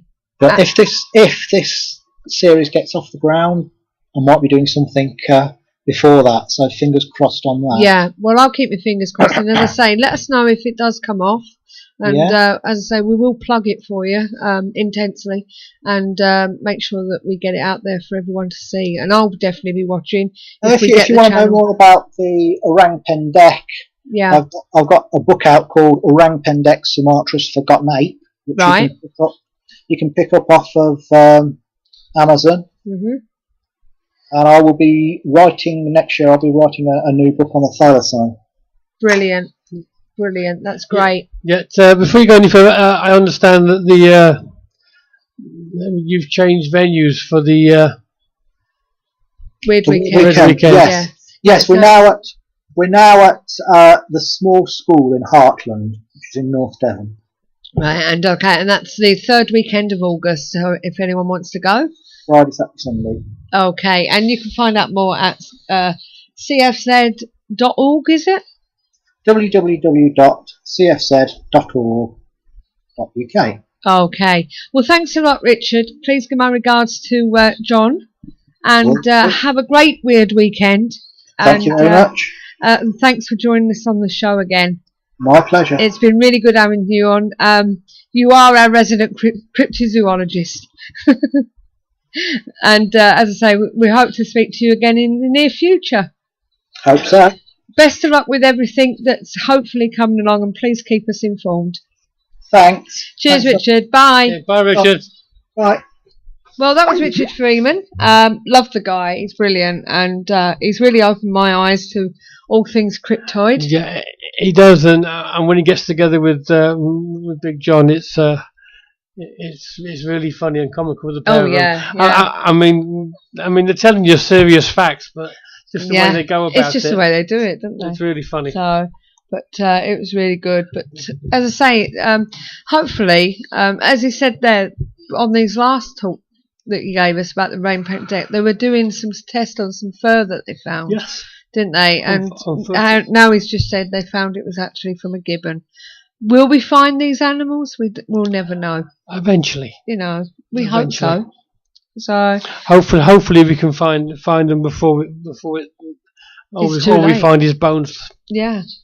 So. Because a lot of their own territory is being eroded by us. Unfortunately, it's about time they made human beings on the short list, so we can't overbreed for the world we're in. This is it. But thank you for your questions, and tag one, whoever you may be. Thank you for joining us in the chat room tonight, and hope this isn't your one-off visit. So it's not a name that I'm familiar with, so is this your first time? That would be nice to know. Also, I need to say hello to Chris Mack, who will be listening on YouTube. Yes. So he actually popped in and give us some little bit of information on something that we talked about last week. Page on Facebook, didn't he? Yes, and I just want to say, just a point about YouTube, because we are having to shoot off directly after the show this evening, as we have personal commitments for the week. The show for tonight will not be on until next week, so we apologise to our YouTube listeners. So, but it will be on as soon as possible. Okay, so that was cryptozoology. We'll come back to that in another 9 to 12 months. Yes, we do like to pop back every now and again and see what's going on. It's like most subjects, we do revisit because obviously there's new updates and new things being found all the time, not just ghosts and things. And yeah. So it's not called a holiday, Viscount. My auntie's moving, and I need to give her a hand. Yes, I'll be spending the next week moving boxes and ripping up carpets. So I wish it was a holiday. But I've got to be there early in the morning because we're having people coming into the bungalow to do sort of thing, uncapping gas and hopefully fixing stuff and carpets and stuff like that. So it's going to be a very busy week. So we'll be back roughly about tea time on Friday. So I'm hoping to get the show onto the tube by Friday night. So that will be my first port of call. Yeah, you normally get it up pretty quick. So yeah. Sure right. Well, what I'm going to do now, I'm going to go through the events for the coming month. And then when we come back, we're going to tell you a little bit about last night's investigation. So I'll see you in a moment. We've got all the news right here. Don't go away. Fed up of wading through the activities and events that other advertisers include? Find just what you're looking for at paranormaleventsforyou.com, your one-stop paranormal directory. Right, well, first up we have Blackpool Ghost Walks. They start on the 11th of July through to the 26th of October. You can join haunted Blackpool author and founder of Supernatural Events, Stephen Mercer, on a Blackpool Ghost Walk this summer, and he will take you to some of Blackpool's most famous and of course most haunted locations, where you will hear tales of unearthly events to make you question anything you thought you believed in. The stroll begins at the front of the North Pier, near to the ice cream candy floss store and beneath the LED advertising screen. It starts at 7:30 p.m. and lasts approximately 1 to 1.5 hours and is fully accessible to all and family friendly. You can find out more at www.blackpoolghostwalks.co.uk. Now, on the 19th of July, the Spirit House in the High Street at Evesham, Worcestershire, join Porteous Southwest on an investigation into this building's spectacular activity. Built with stones from Evesham Abbey in 1544, this location is renowned for its poltergeist activity and dark spirits. Dare you do a lone vigil in the cellar where a dark spirit is said to reside, or sit in the chair which has been reported to be thrown across the room? For details, prices and other events, check out their website at www.psw-paranormal.wix.com/PSW Paranormal. On the 25th of July, Stanley Hotel in Dudley. This event includes a chance to stay the rest of the night in the very haunted room 217 if you dare. As seen on TV's Most Haunted, the Station Hotel Dudley needs no real introduction. This venue is always popular and sells out fast. Dating from 1898, it is undoubtedly one of the most haunted hotels in the UK, with a long history of ghostly happenings and tales of murder, suicide and adultery. This sinister and spooky old hotel is a must for any ghost hunter. For more details, go to www.personalparanormal.co.uk. On the 26th of July, yesterday's World in Battle, East Sussex. Built in 1410 for the accountant of Battle Abbey, the original building at yesterday's World is over 600 years old and has many reports of unexplained occurrences. Over time, it was converted into two separate dwellings, numbers 89 and 90, which have been home to a long list of occupants over the years, including a boarding school and dentist surgery, as well as private dwellings. For one night, you can have the chance to try and experience those things yourself. For more information, visit www.the-pigs.co.uk. Now, on the 26th of July, Manchester Museum of Transport. From the moment you walk through the doors, it's like stepping back into another era. The tea room at the museum is a time capsule that recreates the atmosphere and ambience of bus station buffets from a bygone age.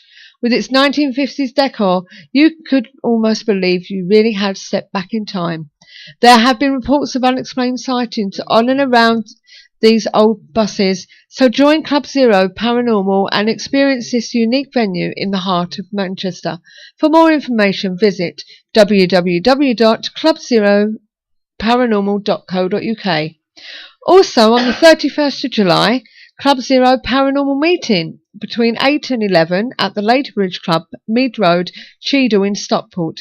Join Club Zero for another evening of paranormal intrigue for our July meeting, where you can review and book investigations and review recorded footage. Test your knowledge on their paranormal DVD quiz, and you can also get a tarot reading by Suzanne Lilly. There are the occasional guest speakers and much, much more, including a free door raffle draw. So join them and immerse yourself in the world of the paranormal. For more details, visit www.clubzeroparanormal.co.uk.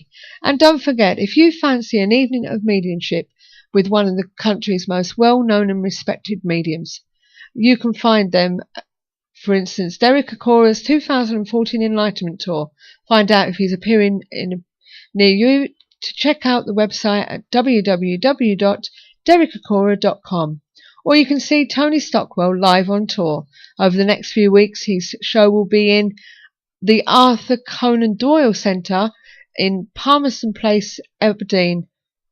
I said Aberdeen. Edinburgh. You can find Tony and James Sohan Prague doing a mediumship evening. And at the Briars Hall Hotel in Latham near Ormskirk, Lancaster, there are a 3-day workshop and a mediumship evening with Tony and James Van Prague. For more information, visit Tony's website at www.tonystockwell.com and click Events. And lastly, Colin Fry's Voices from Heaven Tour 2014. Join Living TV's psychic medium Colin Fry for an evening of clairvoyance.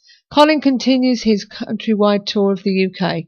He will be in Huddersfield, Fareham, Verwood, Dorset, Telford and Great Yarmouth. For more information, visit colinfry.co.uk. Paranormal Events for You supports quality events. If at any time a company attracts negative press through their own actions and fail to immediately deal with the situation in favour of the greater mass, i.e. the public, then ParanormalEventsForYou.com reserves the rights to remove any mention of that company from their publications. Please note that if you would like to advertise your events on ParanormalEventsForYou.com, you must have a valid URL website. Thank you. So check out the one-stop paranormal directory for more investigations and events available now.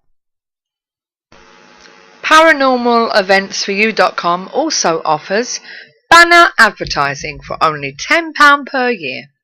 See our website for more details. ParanormalEventsForYou.com, your one-stop paranormal directory.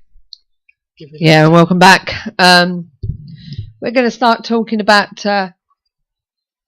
last night, okay? And we've got John here, and he's going to tell us. Say hello, just John. Good evening, everyone. Have you turned it on? Thank you. I don't know. He's not used to this, is he? Right, okay. Say good evening, everyone. Good evening, everyone. There you go. Right, okay. Well, last night we was at Lancaster Grand. No, we wasn't. No, we wasn't. That was round the corner. Right, okay. We wasn't. We was at the Lancaster Castle Prison. Now, let me tell you the lows. Having said that, the Grand is a nice venue. Right, let me tell you about the lows, okay? On booking this event, I actually near on had a heart attack. Chris Andrews knows all about that. Panic stations at the ready. Basically, at the end of the day, the castle are actually experiencing teething problems because they've only just started doing events, so it's new to them as well. So basically, when we got there last night, I found out that the security guards were going to be there until 12 o'clock. didn't we, Steve? We did. And we paid till 3. Only problem was we wanted them there till 3. So I'm panicking again. They give the security guards the wrong timings. Yes. So thankfully, he went and found the woman that we booked it with down the road, and everything worked out well. Thank God for that. Now then, as I say, Lancaster Castle, brilliant place. Yes. It has the very foreboding to look at it. Oh yeah. As you walk in. It's there's certain areas that you can't get to at the moment because the courts are still there, aren't they, Steve? Yes, they're still in use. As we were told last night, the lease has actually run out, but they're keeping them going because it's actually paying for renovations to the castle. Yeah. Like the roof that needs doing. Yeah, this and basically, I'm trying to find my notes now, but there you are. Basically, the castle itself, as I say, you've got quite a bit of areas to go at. You've got the A wing, haven't you? You've got A wing, which is 3 flights, 4 flights. 4, which is basically the men's wing. Yeah. You have C wing, which although was used for other things, it's mainly the female wing. Yeah. You have the Witch's Tower, which has the it's Witch's Dungeons. Well, it's called the Witch's Tower, the whole block, isn't it? Yeah, but you actually get dungeons. Yeah, you go down into the cell where the Pendle witches were actually held. Yeah. And they say that 2 actually died there, so one wasn't hung. Yeah. 2 hanging yards. Yes, 2 hanging yards. Yeah. You have all the courtyards and everything out front. Yep. And it doesn't sound a lot, but when you're trying to get it through, they're big areas. Yes, they are. Especially the C wing. C wing. It's absolutely massive.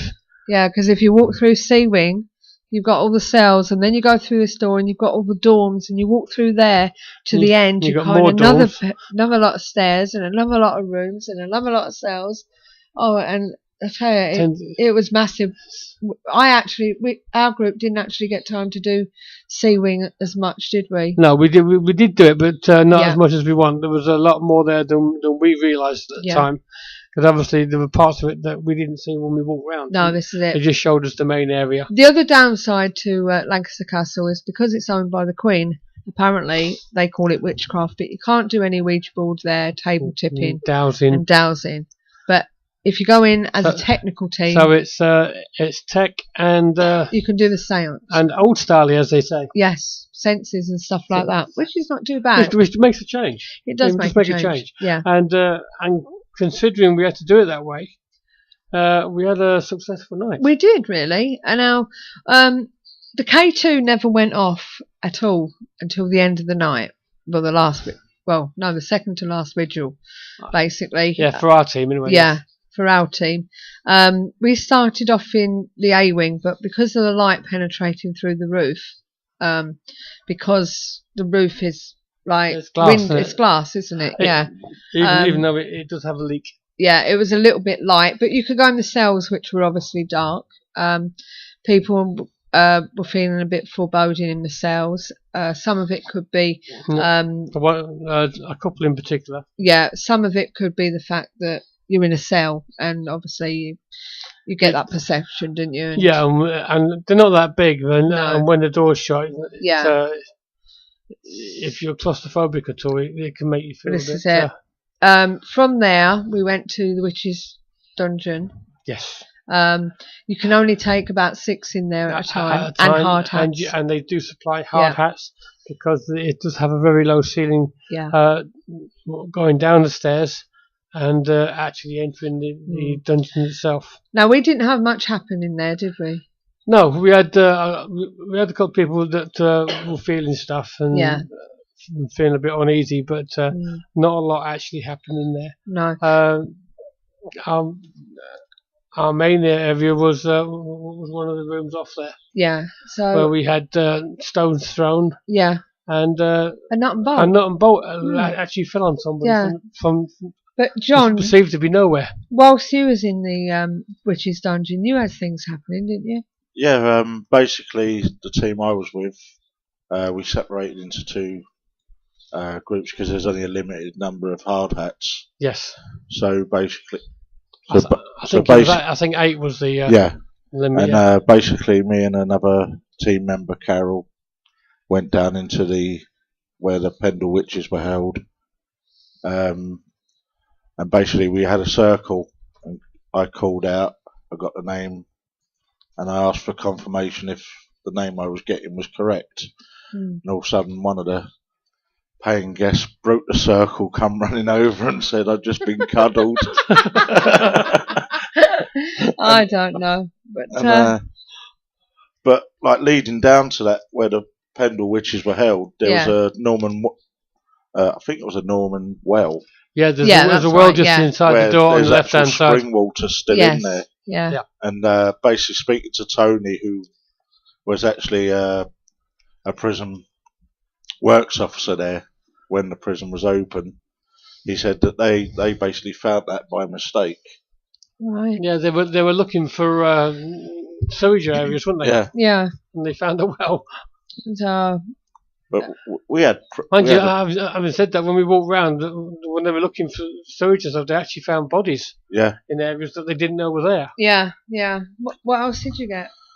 Basically, our first location was Sea Wing, and like you said, that was a pretty big area to investigate. That actually leads all the way to A Wing.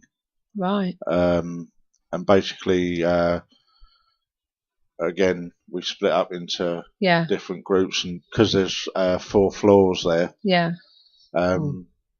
But we was getting some good stuff. Right. Lots of footsteps. Yeah, footsteps. A couple of ladies, and we had a birthday group with us. Yes. And 2 of the ladies were actually got well and truly goosed. Yes. In A Wing. Yes. Now we then went back to A Wing when it got darker, didn't we? And what we did was we started. Apparently, cell 16's got a problem. Yeah, I went into cell 16 initially on my own. Yeah. And then called somebody to come in. And you sent a couple of ladies in to me. They were getting very emotional in there. Yeah. There was definite movement. Mm-hmm. There was, I hate to say the word, but there was a very bright orb which was seen with the naked eye. Uh-huh. I hate to say the word white orb because as soon as you do, people get yeah. But it was seen with the naked eye, not with a camera or anything. Mm-hmm. And lots of movement, and they were picking up on quite a bit of sadness in there. Yeah. The ladies were getting quite emotional. I mean, another good thing again about Sea Wing was we walked down to like another set of stairs which would have led to A Wing, and basically one of the guests, along with a few of the team, we actually heard women singing. Yeah. Yes, and then yes, I remember because you radioed through to us. Because I radioed through to you, didn't I, Steve? And said, "Is anyone out in the exercise yard singing?" Mm. And on the way back, another guest saw what she thought someone was walking past the hallway. Yeah. So we all done what they call a walk of faith, where we all walked on our own. And it weren't until like the second to last person was coming down the hallway, and I happened to look behind me at the top of the stairs, and when Kat came along, I said, "Is any of our team up on that landing there?" And she went, "Yeah, there's 2 gentlemen up there." So I said, "Well, can we go up there and just make sure they're all right?" So we walked up there, but it was no one there. It was just a brick dorm. Yeah. And the good thing was as well, because like the stuff that we were seeing, I went to Tony and said, "Can you verify any of this, what I'm about to tell you?" Yeah. And apparently, when it was a working prison, they actually had a security breach where they had to call officers in because it was reported that someone had walked from C Wing to A Wing, yet all the doors were locked. And when I said to Tony that the gentleman that I saw standing at the top of the stairs, he said, "Well, you've described him to a T, but without the prison uniform." Yeah. I see the beard and that, and he said that was what was reported by the female officer that alerted the security. Right.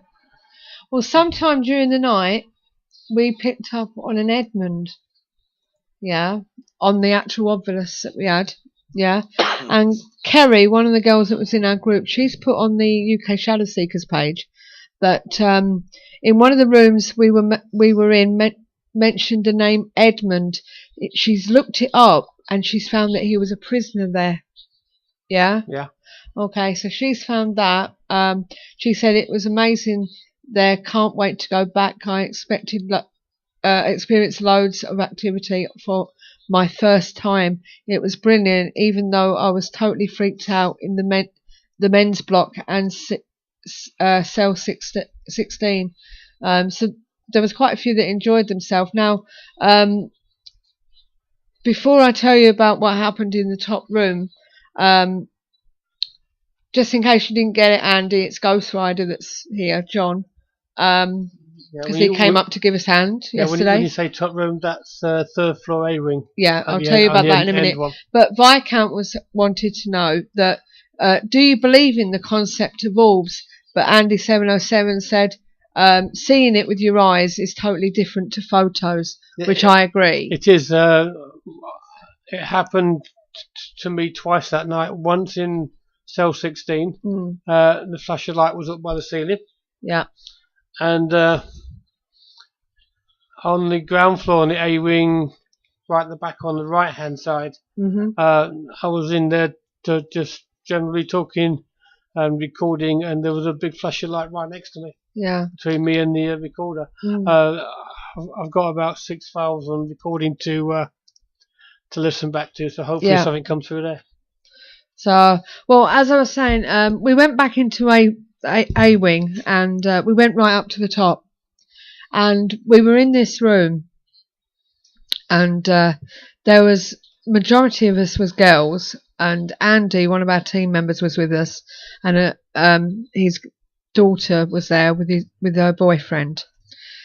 She became a bit ill, and she was feeling a bit sick in there because it was very warm in some of the rooms, wasn't it? It was. That actually happened a couple of times last night. Yeah, and she wanted to leave, so Andy took her out, and of course, being her boyfriend, he went with her.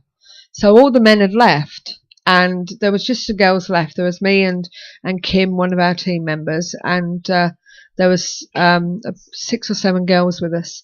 We had the Ovilus sitting on the table and the K2. Now, we were calling out, asking for somebody, and all of a sudden we were saying there's somebody there, blah, blah, blah, and we introduced ourselves like you do, and odd words were coming up on the Ovilus. All of a sudden it said someone. Okay, so I said, can this someone talk to us? Blah, blah, blah. Next minute the K2 flashed to red. Now, it hadn't worked all night. Nothing had spiked that K2. And it was as if they wanted to get rid of the blokes. Now, we were talking and saying, are you a prisoner, blah, blah, blah, and it was flashing, and then all of a sudden, the Ovilus was saying women's names, and it was like, it started off with Dorothea Allen, and then it went Rachel, Helena, sort of thing, you know what I mean? Wasn't that after somebody said no. Thing about the park and that? No, this was before then. It was going, I can't remember the names because Andy's got the thing, but let's just say odd names for now. It was like Emma, Helena, Suzanne, blah, blah, blah, and it was boom, boom, boom, boom. You know what I mean? Yeah, one after the other. One after the other. There was no breaks, and all of a sudden, one of the girls said, "Are these your victims?" And the Ovilus said, "Victim." Yeah, right. And then she went, "Oh bloody hell," And then she said, "So you all these women, are you saying that you killed them?" Right, and the K2 flashed red again, right, and then all of a sudden it said take on the thing, and then it said park, and then she said, "Did you take them to the park?" And it flashed again on the K2. Then it all went quiet. There was nothing on the Ovilus. There was nothing on the K2, and then all of a sudden the Ovilus said governor, and we said, is there somebody else in the room? Right. And I was saying, is there any other spirits with us now? And straight away, the obelisk went, no. Yeah. And I thought, oh God. And then I said, so is it still the man that we was talking about, the person that attacked these women, and then the K2 went off again. And it was really weird. And some of them were feeling a little bit, and I actually was sort of not exactly badgering, but I said, like, you seem to want to get rid of the men. Is that correct? It was a case of, was it all women that you attacked and all this, that and the other? And I did say, it's a little bit different now in our day and age. Women aren't so, more powerful. Yeah. Women are more powerful now than what they were back then. And then all of a sudden it went quiet again, and it was really, it was just weird. And that was the best for me and for the team. That was the best thing that happened all night. Yeah, apart from other things that happened. I understand you got quite naughty and scared everybody because you threatened to leave one woman. Yeah, I said, do you want us to leave one woman here? And I've got a room full of newbies, and you could hear them in the darkness going. No, I don't mean it like that, Stephen. I mean, if you think about it, back in the day. Yeah, they were a bit submissive. They were a bit submissive, weren't they? You know what I mean? And women, since Emily Pankhurst or whatever, women have got a little bit more forceful. Now, I'm not into women's rights or anything like that. They've come to the fore. Yeah, as in my mind, and women will probably hate me for saying this, the man's the boss, but that's the way I feel. But at the end of the day,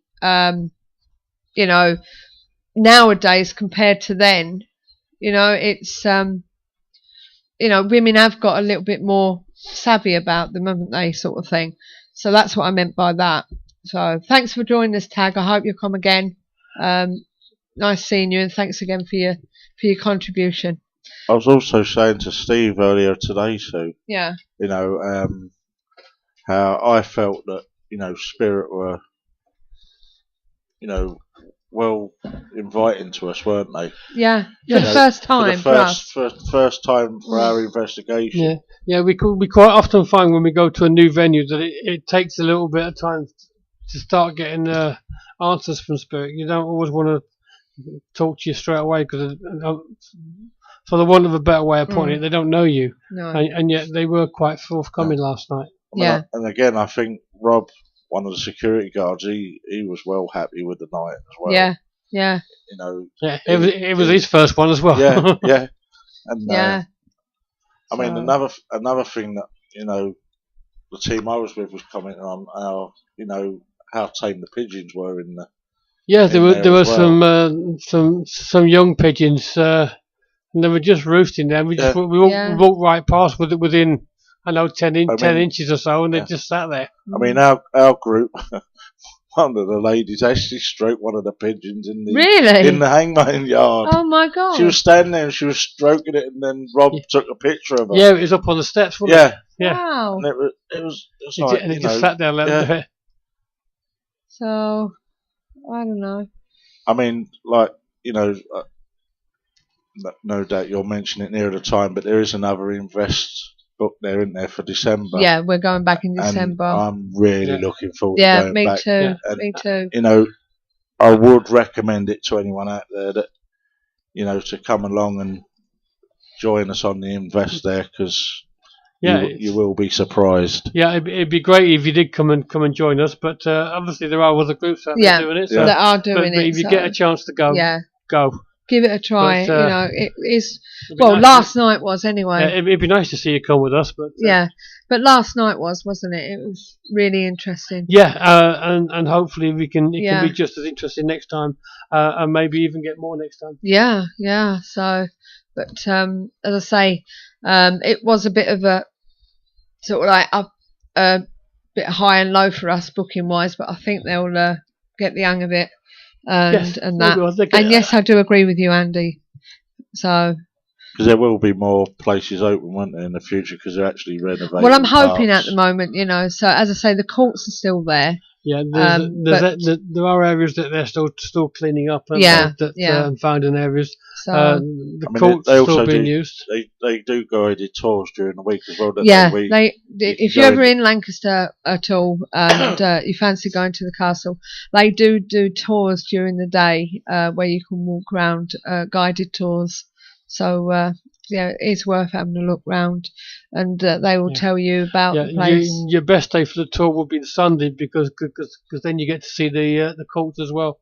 Because obviously there's no courts on the Sunday. No, this is it. I think Denise was saying she went there. Yeah, Denise and Gary went up and did the tour. So, but yeah, so that's what happened for our first visit. From our point of view, on our first visit, we would say it does seem to be haunted. Yeah, definitely. And it is one of the newer venues out there. It's not massively expensive either. It's probably mid-range these days. Yeah. So and you do get 14 members that go free. Yes, you do. Yeah. Speaking of venues, in South Wales, a lot of venues are stopping ghost tours and investigations in Cardiff and any council-owned properties. Really, Steve? Wow. I wonder if does that include things like Margam Castle? So, but is that yes? God. Yes to Margam or yes in wow. general? Maybe you should come on and tell us about it. So you're not sure about Margam? Is he not sure about Margam? No. It's a shame, really, isn't it? So it is. I mean, it's a good source of venue for a lot of places, the likes of Margam and stuff that do need work. As we speak. Work done. Good evening, Steve. Are you there? Hello, can you hear me? Yes, I can. Good.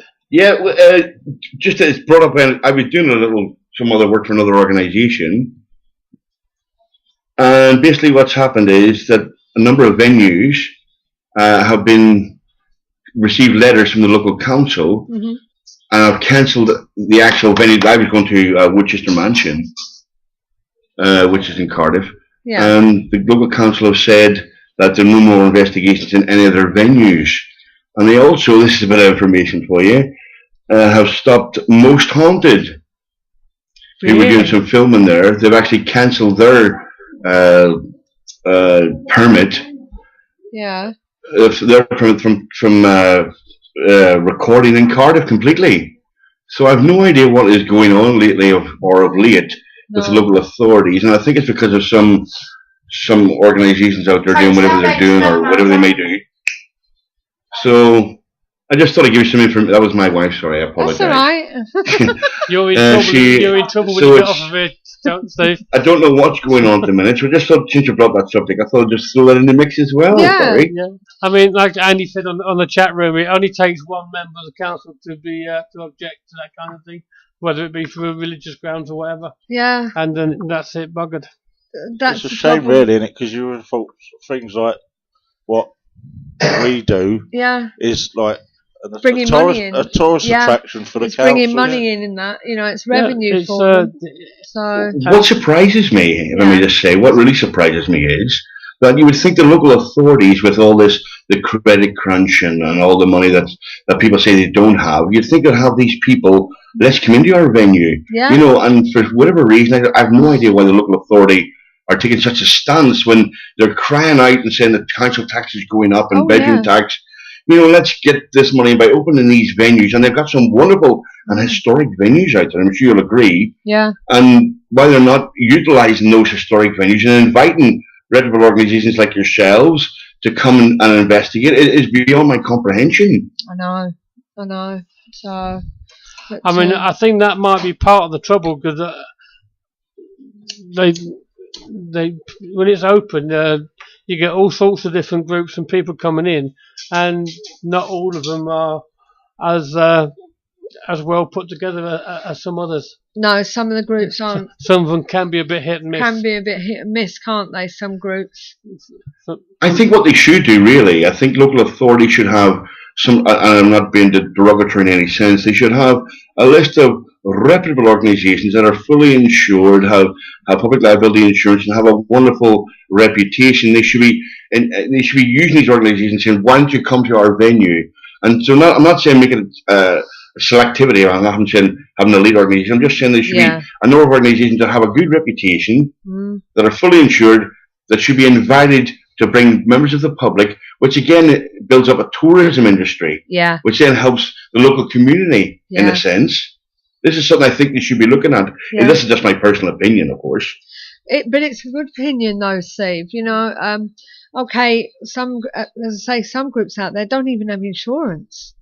You know what I mean? Do they, Steve? No, they don't. We've come across quite a few that don't.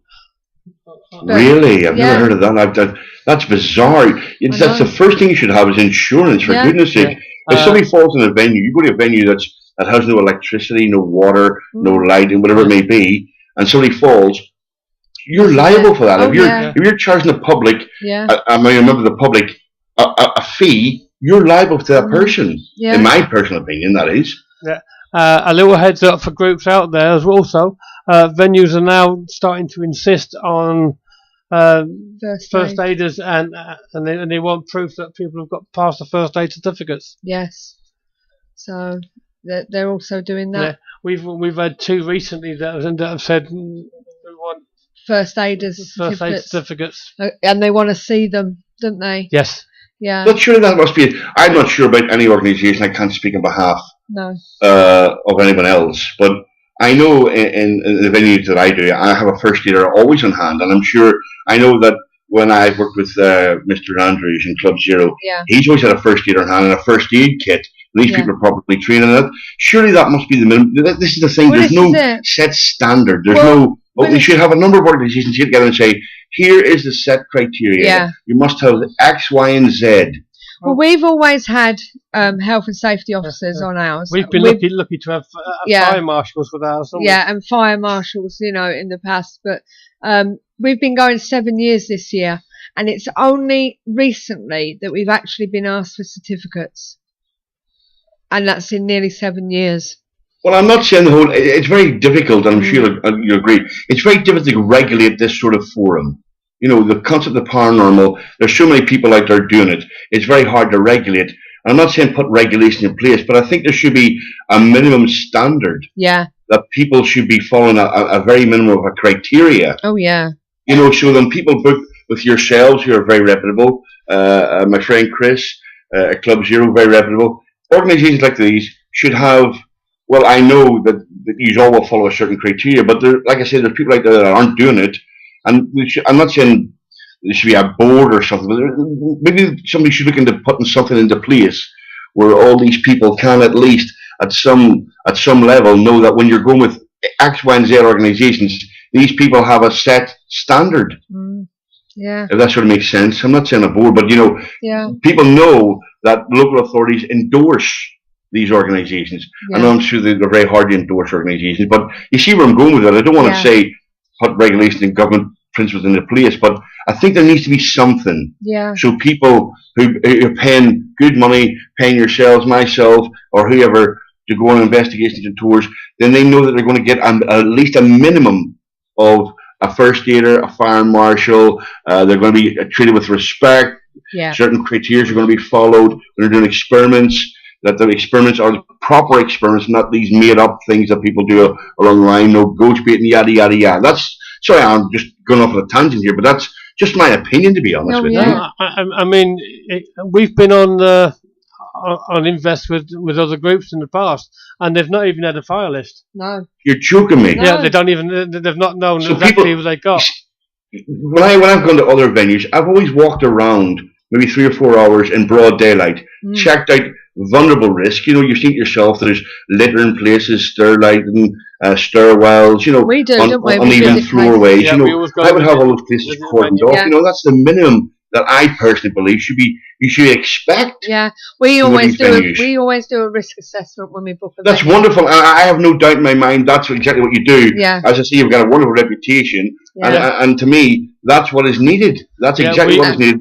Someone to set some sort of standard. You know, a number of organisations have been in the field for very many years and have maintained that field, unlike others who've come and gone. Yeah. These people should be brought together at some point and said, okay, here is the standard of which we believe should be the very bare minimum that you can expect when you go on an investigation with X, Y, and Z organisations. Yeah. We always ask for the venue's own risk assessment, as well. And then we add to it what we've seen on top of that. Yeah. A lot of venues don't even have a risk assessment, to be honest. And then we send it all off to our insurance company. That's the problem, and I've noticed that as well. My insurance goes up every single year. I never make a bloody claim. No. I never make a claim, but it seems to go up every single year. Yeah. You know, it maybe only be £15 or £20. Ours actually went up £3 in 7 years. It started off at £250 and it went up last year to £253. So that wasn't bad. Well, I won't tell you what mine is. I have £10 million insurance, but mine was certainly have a lot more than that. But we have 5. Every year they're going up and up and up, and yet no one, I don't believe, on any investigation, or to my knowledge and wisdom and understanding, no one has ever made any serious claims towards an investigation. So, you know, everyone's making money from this, except for the people actually who dedicated to the cause of the concept of paranormal research. Well, this is it. Well, I tell you what, we never used to have to send risk assessments in to the insurance company, apart from our own basic one, until they started getting a lot of claims because groups were walking around in the dark with no torches, and people were getting hurt on stairs. No, that's just our insurance. That's just what our insurance have told us. But there are insurance companies out there who don't ask for independent risk assessments for certain venues, you know. But every time we do an investigation, say we was doing Craiganoss, we'd have to put a risk assessment in for Craiganoss so we were covered. If we didn't put that risk assessment in and somebody claimed on the night, we wouldn't be covered for it. We wouldn't be covered. You're very lucky because we have our own risk assessment in place at all times. Yeah, but you know what I'm saying though, we wouldn't be covered if we hadn't put that risk assessment in. So if anything happened to somebody and they tripped and fell or whatever, they couldn't claim against us because we weren't insured.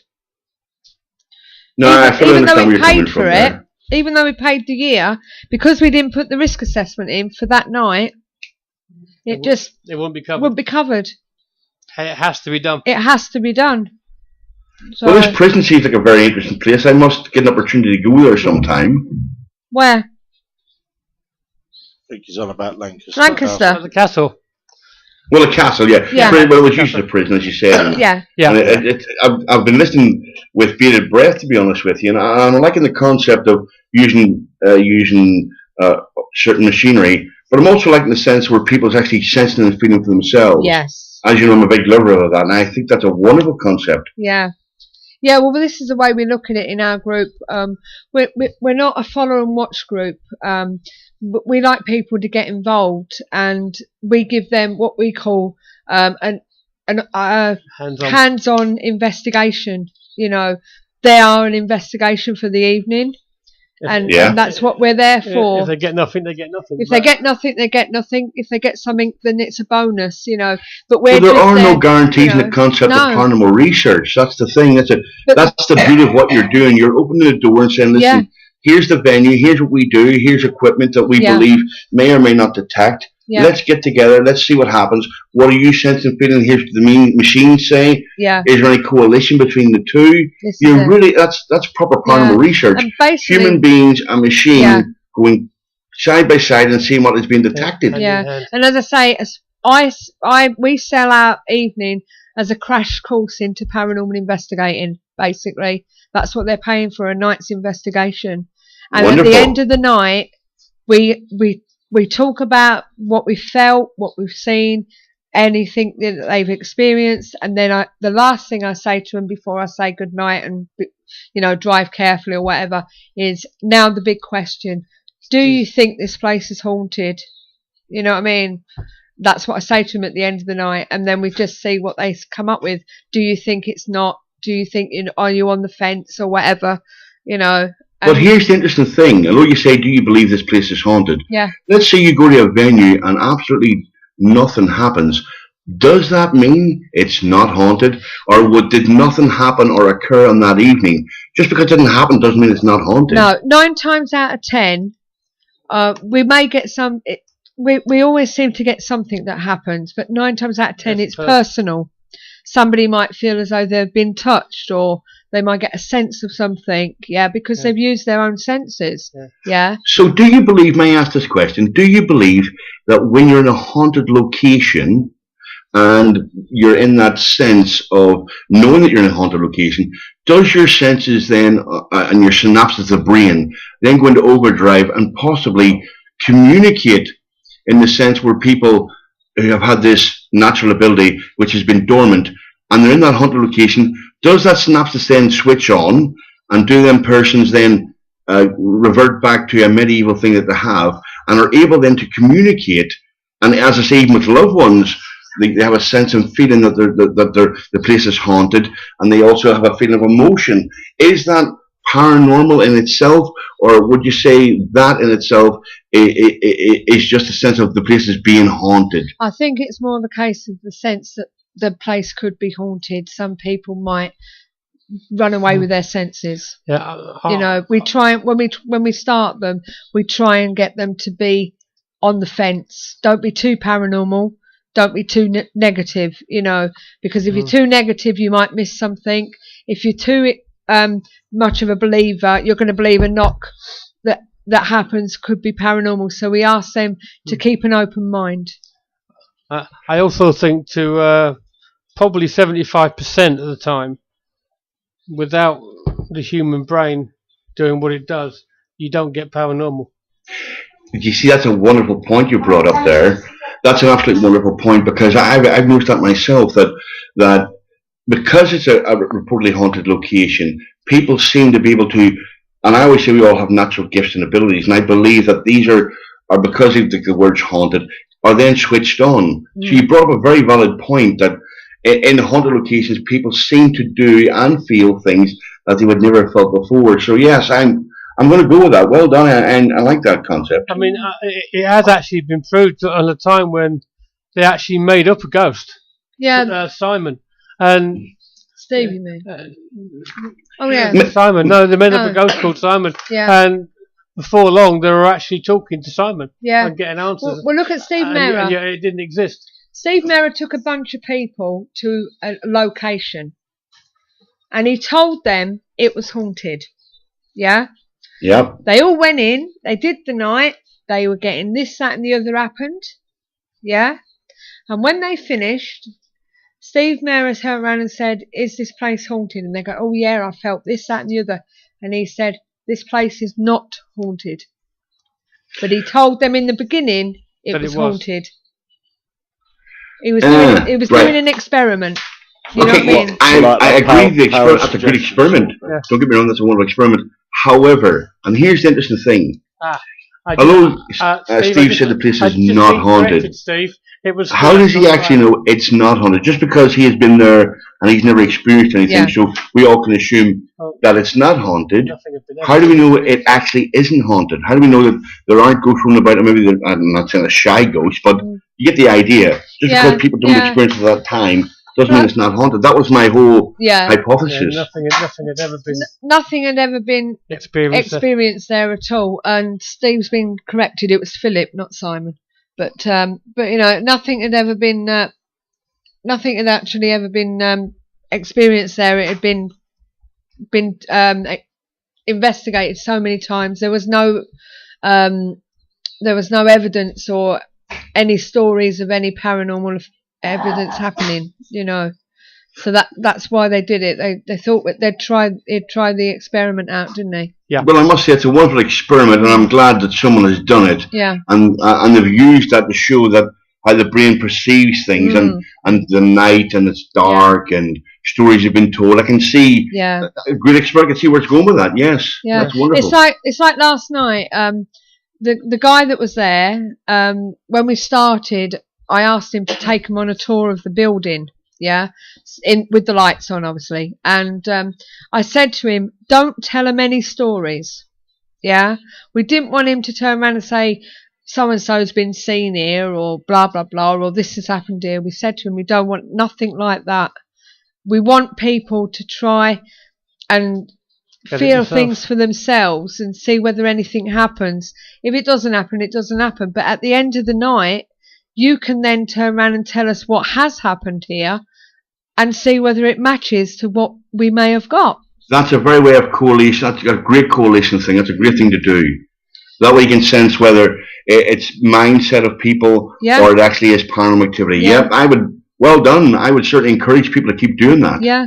You know, I tell them to forget everything they've seen, you know, and I always say... And that's the way I believe personally tours and investigations should be run. Yeah. Tell them absolutely nothing, let them do their thing, and then after the event say, oh, did you sense or feel any of this? Oh, I got a name of Aunt Jenny as an example. It's not Aunt Jenny, but Aunt Jenny as an example. Well, it's funny you say Aunt Jenny because there's a lady called Jenny, and she lived here for 22 years, and she yada yada yada as an example. So yes, that for me personally is better validation than using, I know there's some wonderful piece of equipment out there, but for me that's better validation of our natural senses via the equipment that's available to us at this time. It's like, as I say, somebody had put on our Facebook page, who was in our group last night, that the Ovilus had come up with the name Edmund and she's checked it today and found that there was a prisoner there called Edmund. You know, so that in itself then speaks volumes. That validates what has the machinery and mankind are sort of working together in a sense. That's wonderful. Yeah, it's the best way to do it, Steve. Yeah. You know, it really is. Thanks for having me on again. I'm just talking again and ranting on like I normally do.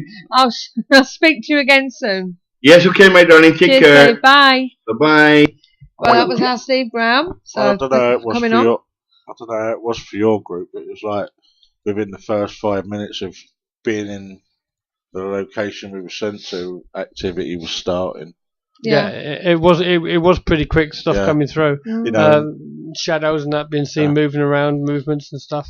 I mean, because where we were again, like that was pretty light in them buildings, you know, and that is certainly one location that I enjoyed. I've never had anything thrown. Don't get me wrong, I've had stuff thrown, but somebody's done it. Yeah, but it's the first time I've actually can say something's been thrown. I mean, it's like again when we were standing in where the Pendle Witches were held, and another member of the group, he was standing at the far wall, and he had one of them watches on that, you know, with the luminous numbers and the hands on it. Yeah. And we kept seeing that just go completely dark as if someone was walking in front of him, and he even turned around and said, I felt someone touch my hand, I felt someone touch my arm. Yeah. So but yeah, it was a really good night. So you know, big thank you to the guys at Lancaster Castle. Yeah, they looked after us well. Yeah, and we're looking forward to going back, and everybody enjoyed the night, and it was really good. But yeah, it is the best way to do it, I think. You know, giving people what I call a crash course into paranormal investigating, and getting them not to be too much into the paranormal that they believe everything. You know what I mean? And I mean, the good thing about last night for me was that we had skeptics walk away. Yeah. And think that precisely because they'd actually experienced something themselves. Yeah, which is always a good way to. Yeah, Craig put his hand up last night, and he is a real skeptic. Yeah, you know, and he's been saying how good it was last night. Even one of the girls that Sharon, was it?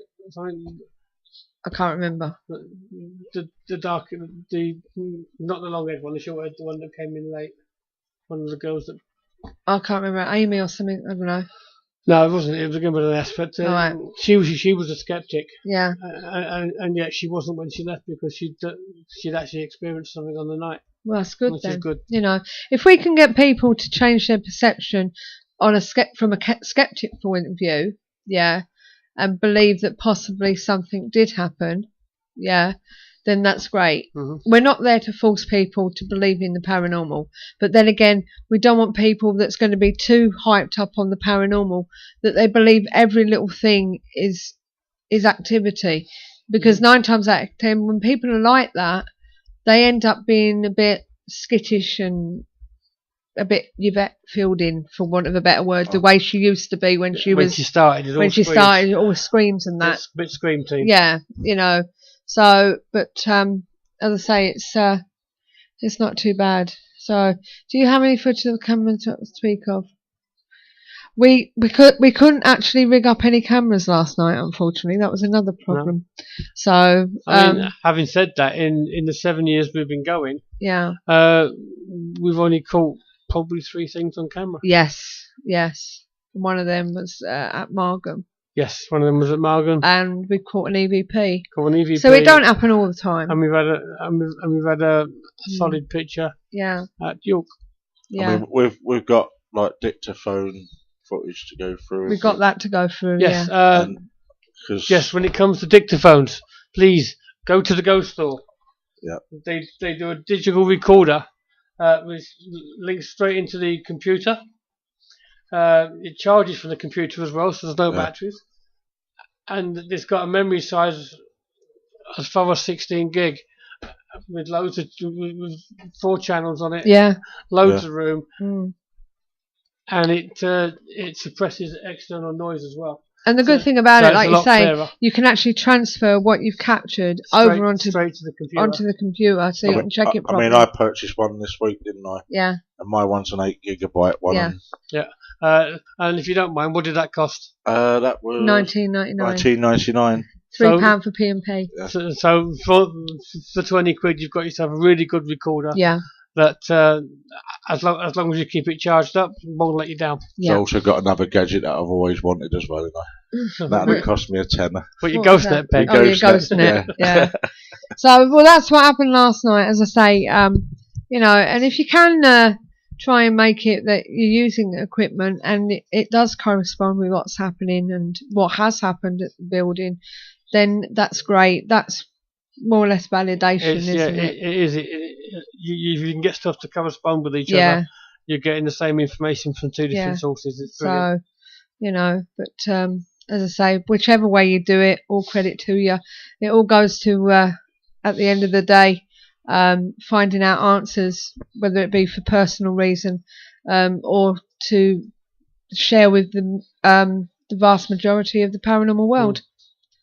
So, well, this is it. It is all about validation. Not that the paranormal world would believe us if you come up with the truth anyway, but all we can do is put it out there, let them make up their own mind. Right, well, here we go. Coming soon. Ladies and gentlemen, next week on the show, we have a young man coming on via Skype. His name's James Whittaker, and he's what I call the new kid on the block. He's an up-and-coming investigator in the UK, studying all aspects from cryptozoology to the paranormal to ufology. He's currently working on taking a more detailed look into the black-eyed kids, or Becks, as some people call them for short. We'll be discussing about this phenomenon next week.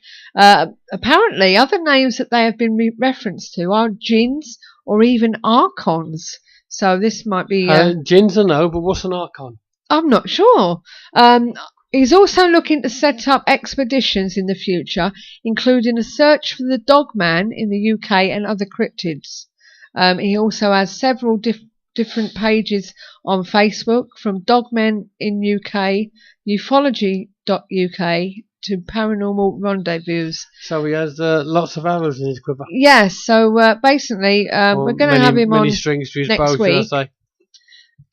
And as I say, what we're going to do is, because he's got such a big variation of genres, we're going to have him on next week to introduce himself, and we're going to talk about these black-eyed kids, which is something that quite a few people have been interested in. Yeah, it's become very popular of late. Yeah, so it'd be good to, like Viscount says, to hear his views and his opinions. So, but I never thought they'd been called jinns before. I'll be honest with you. No, nor did I. But, so, and I'm just gonna quickly Google you this have a quick Google, Archon, whatever that is. See what it says. But yeah, so because it's going to be coming on, basically to talk about them and to introduce himself for future shows where we can have him on to talk about other subjects, can't we, Steve? We can indeed. And also, hopefully, we'll have Mr. Chris Andrews and Emma Knight here with us once again. Yeah.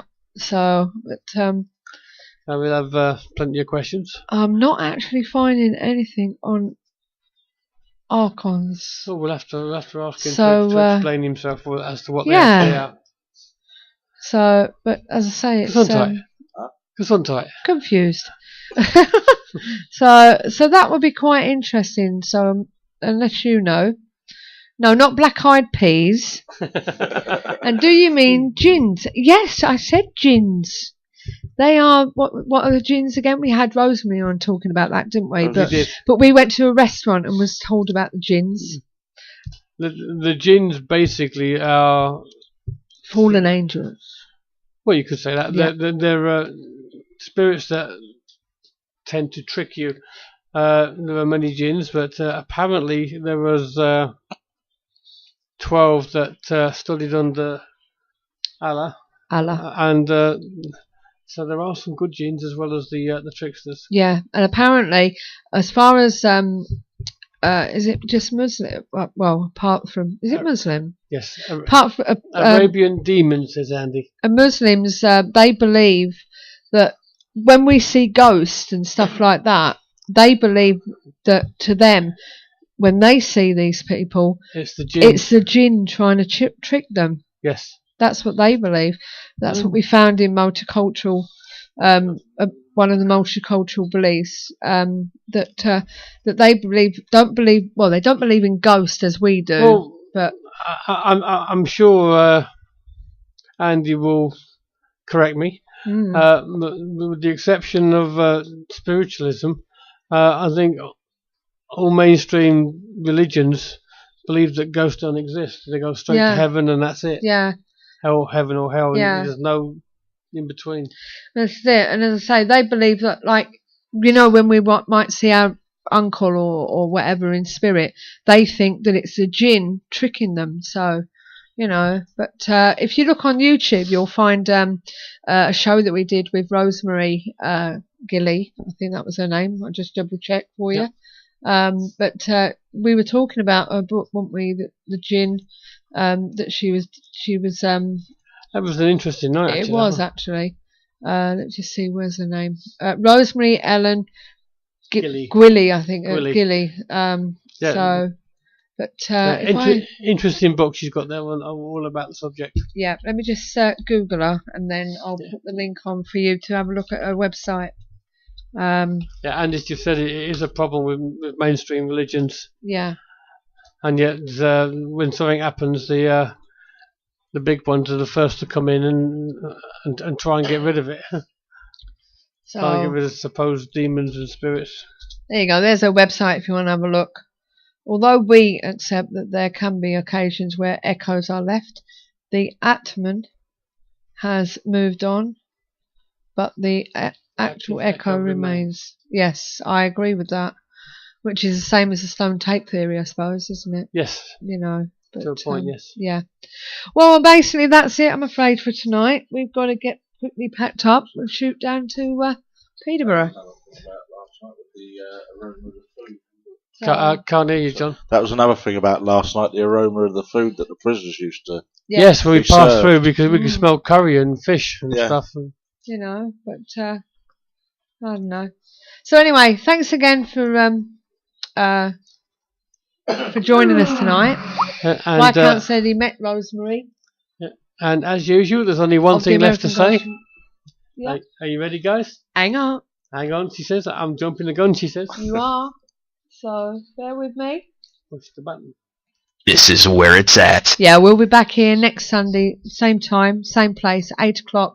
And so until next time, we are UK Shadow Seekers on the KTBF Community Talk Show saying, keep the paranormal friendly. Good night and God bless. Good night, everyone. See you next week. Night. To see in the night, to measure the spike, to see how cold it's been. I buy my kit so I won't forget the ghosties that I have seen. The Paranormal Intelligence Gathering Services Ghost Store. So visit www.the-pigs.co.uk/ghost store.